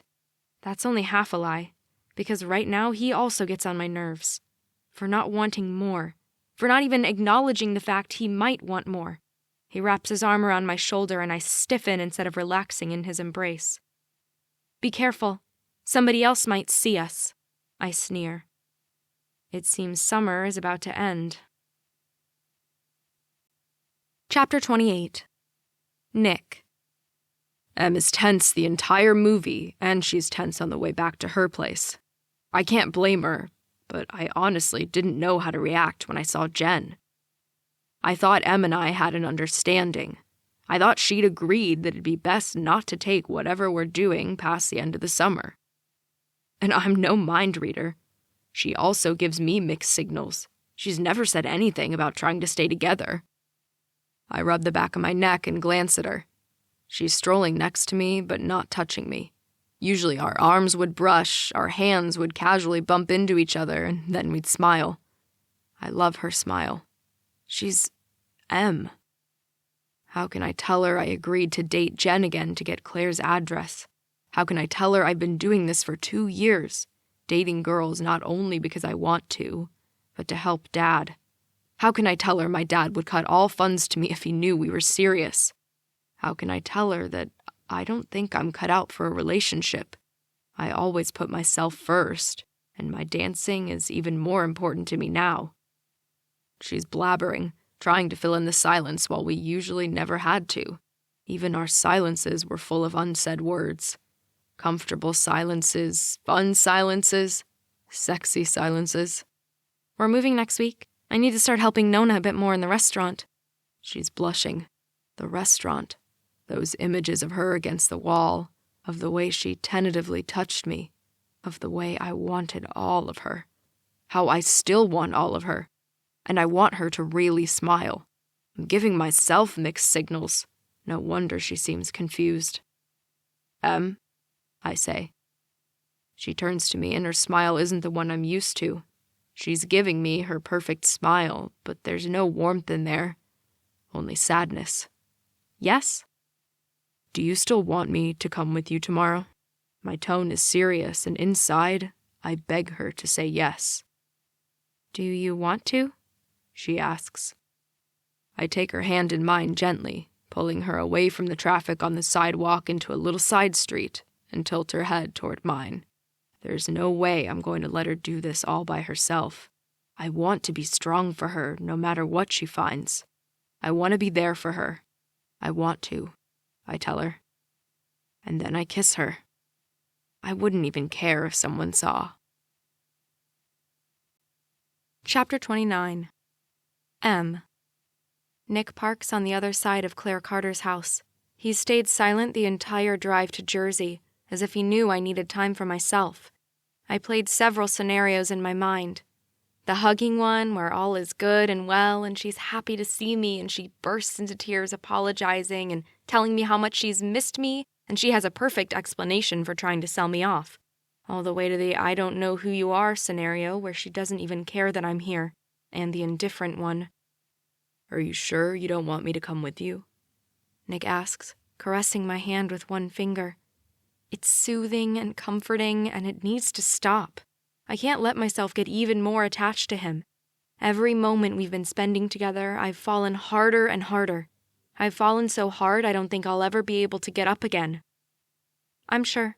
Thanks again for driving, I reply. I didn't want to ask for the car. I didn't want to tell my parents where I was going.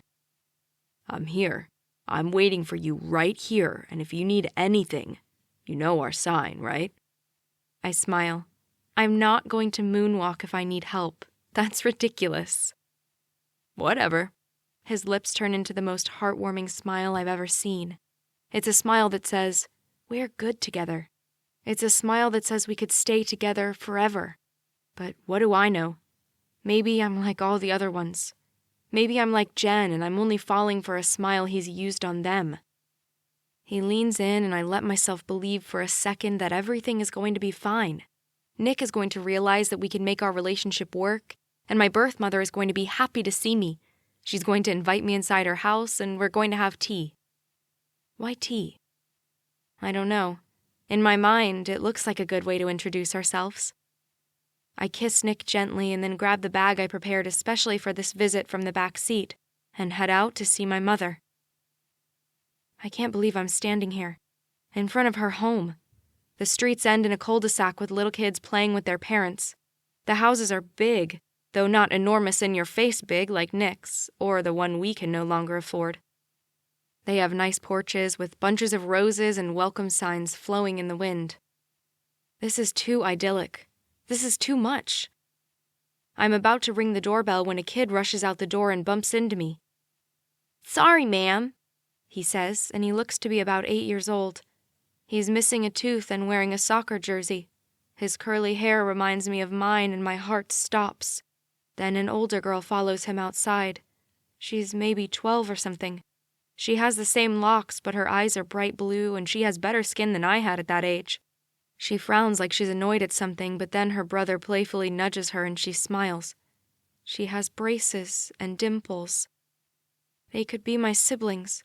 If for some reason she and her husband decided not to have me but then had them, I could be looking at my brother and sister, or half-brother and half-sister.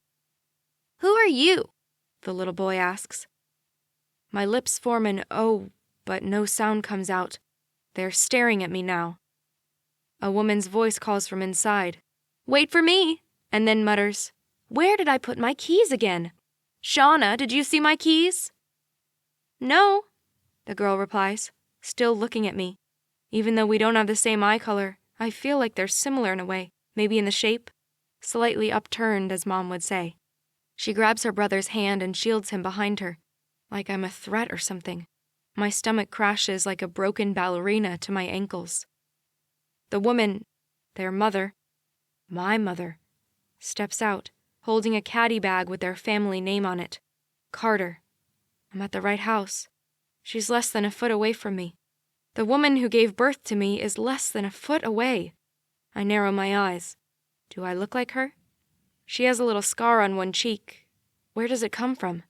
And she's got dimples. I don't. But we have the same smile. At least I think so. Maybe she remembers me.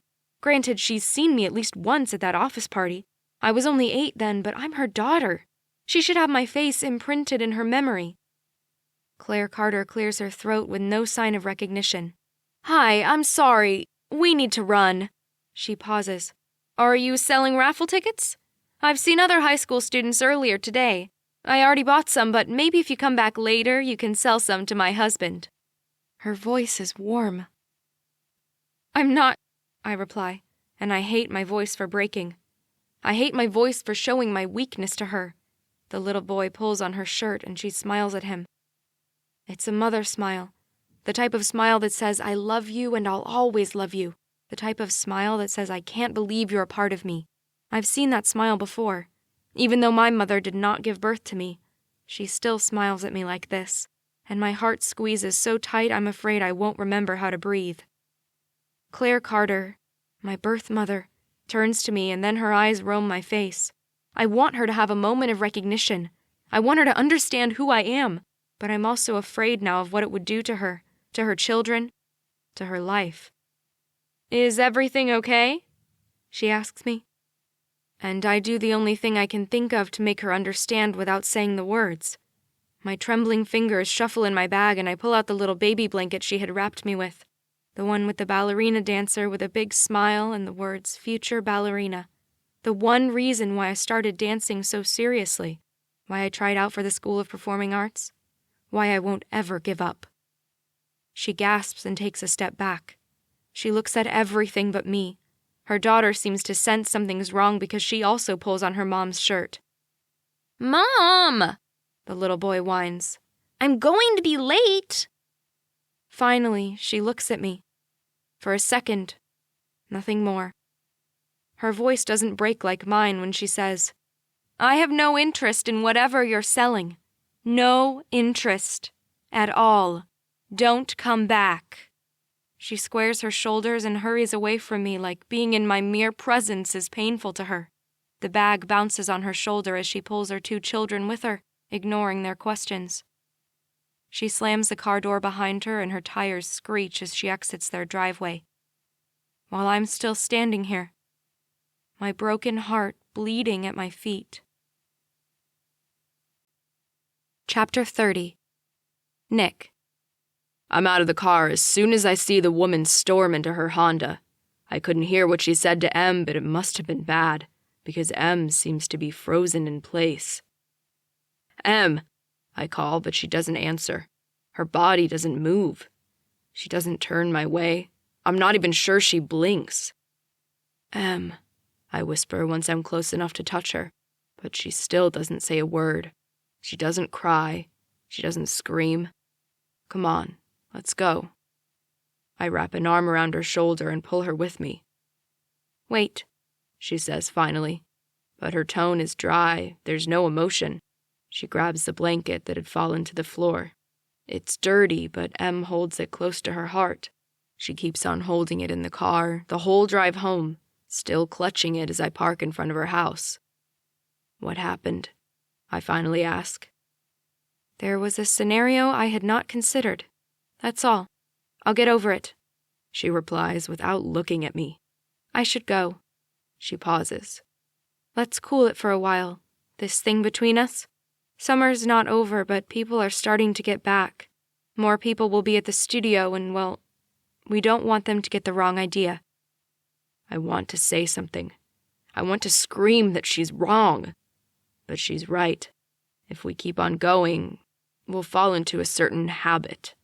I'm already having a hard time not calling her every single time I feel like talking to someone. So instead, I don't say anything. I stay silent and she nods her head. Once. That's what I thought.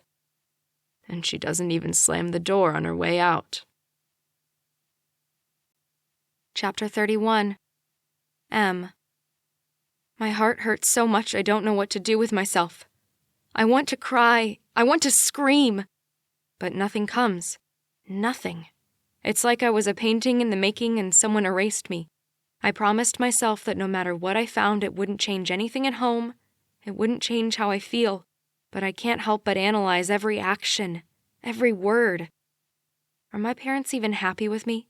They've got their first child, their blood, accomplishing miracles, helping others, becoming someone. And then they have me, the one they adopted, the one who can't make it to the top, the one who has no idea how to deal with the blow she received right in the stomach. I bring the blanket to my face and smell it. I used to believe I could smell my mother's perfume on it, that I could see her tears. It's all bullshit. She hates me. I could feel it, the waves of her disdain, of her hate toward me. Like I ruined her. Why? Why did she even bother with the ballerina blanket if she hated me that much? I don't understand. Nick's face floats to my mind and bile shoots up in my mouth. He didn't stay. I wanted him to protest when I said we should end it. I wanted him to tell me how much I meant to him. I wanted to hear the words, the ones about love. But I got nothing. I grab a pair of scissors from my desk and slice into the fabric of the blanket.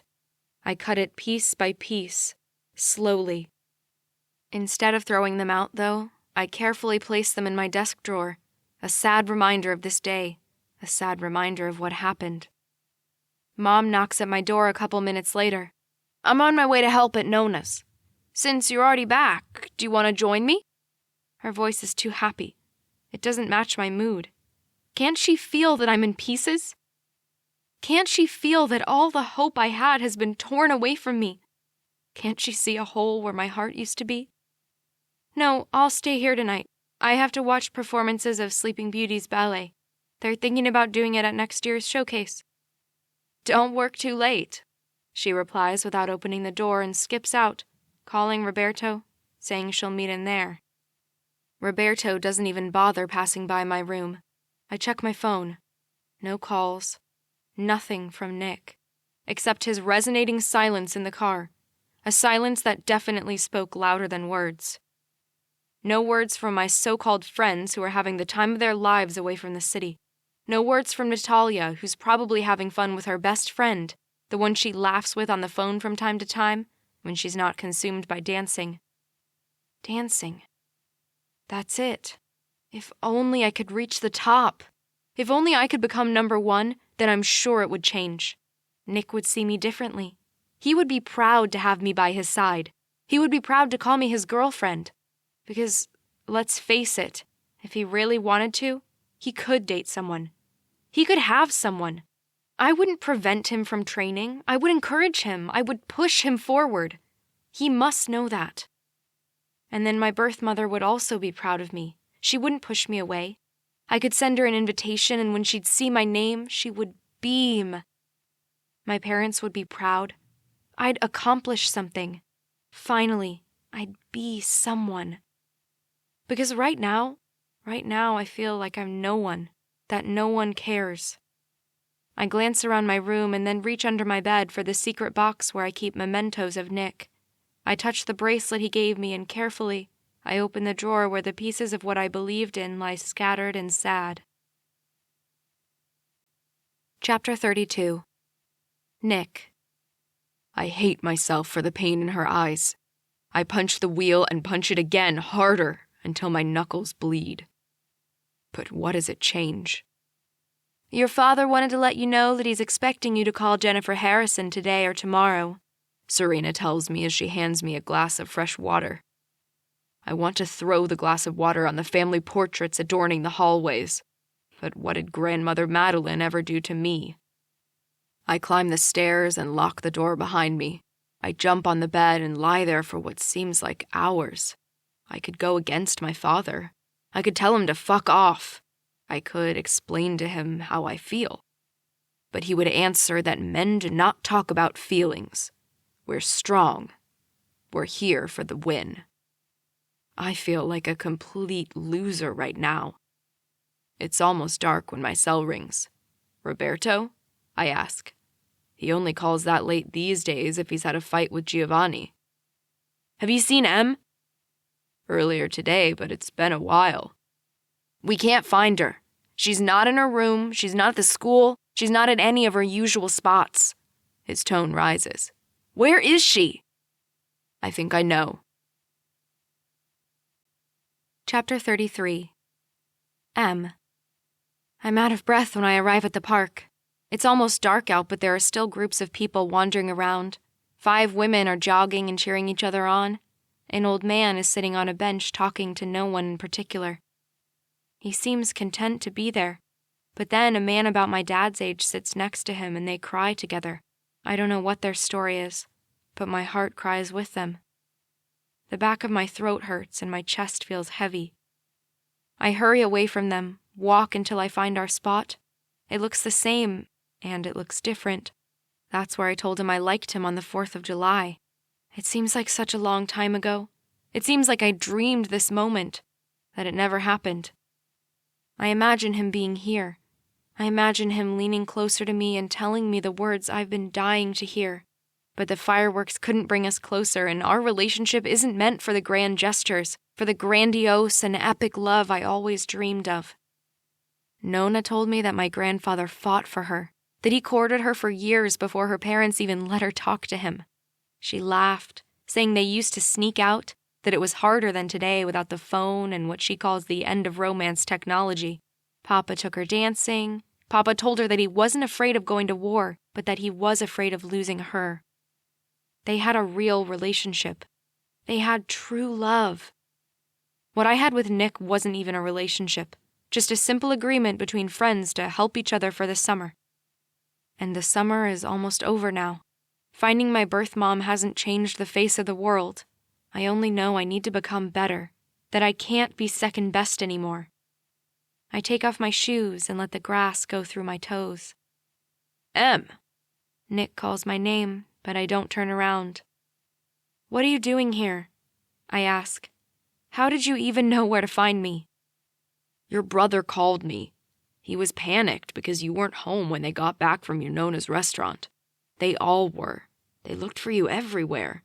At school, at the usual spots. I look up at the sky. I wanted to sleep at school, in the rehearsal room actually, but then I felt the urge to come here, to see the water, to imagine I was on a beach with the warm sand almost burning my feet, with the salt water splattering on my face. So I came here. Do you remember last year? How much fun we had in the summer? He nods and sits behind me, wrapping his arms around me. I stiffen. I'm here. I'm here for you, he whispers. And I don't put up a fight. It doesn't change anything, and for a few minutes, I simply want respite. I let myself fall into his embrace because there's nowhere else I'd rather be. It all seemed easier before. I'm 16 and I feel like it's never going to be the same again. I pause, but the tears I've been trying to keep inside of me spill out in a sob.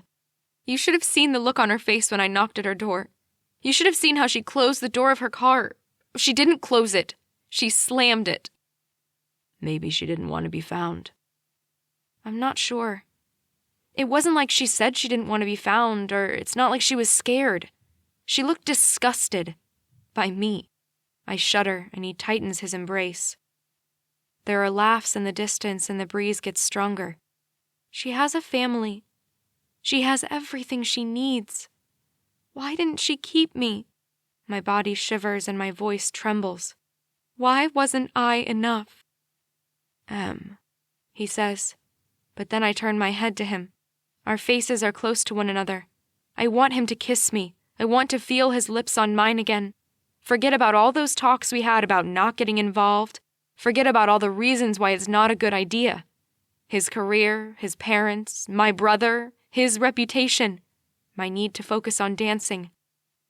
I'm 16, and my summer romance cannot end this way. My summer romance cannot end with that hollow feeling inside my chest. One last time, I whisper, getting lost in his green eyes. One last time, he replies, and his lips find mine. One last time. The end. This has been A Summer Like No Other, Em and Nick, Book 1. Written by Elodie Nowodazkij. Narrated by Megan Carter. Copyright 2015 by Elodie Nowodazkij. Production copyright by Elodie Nowodazkij.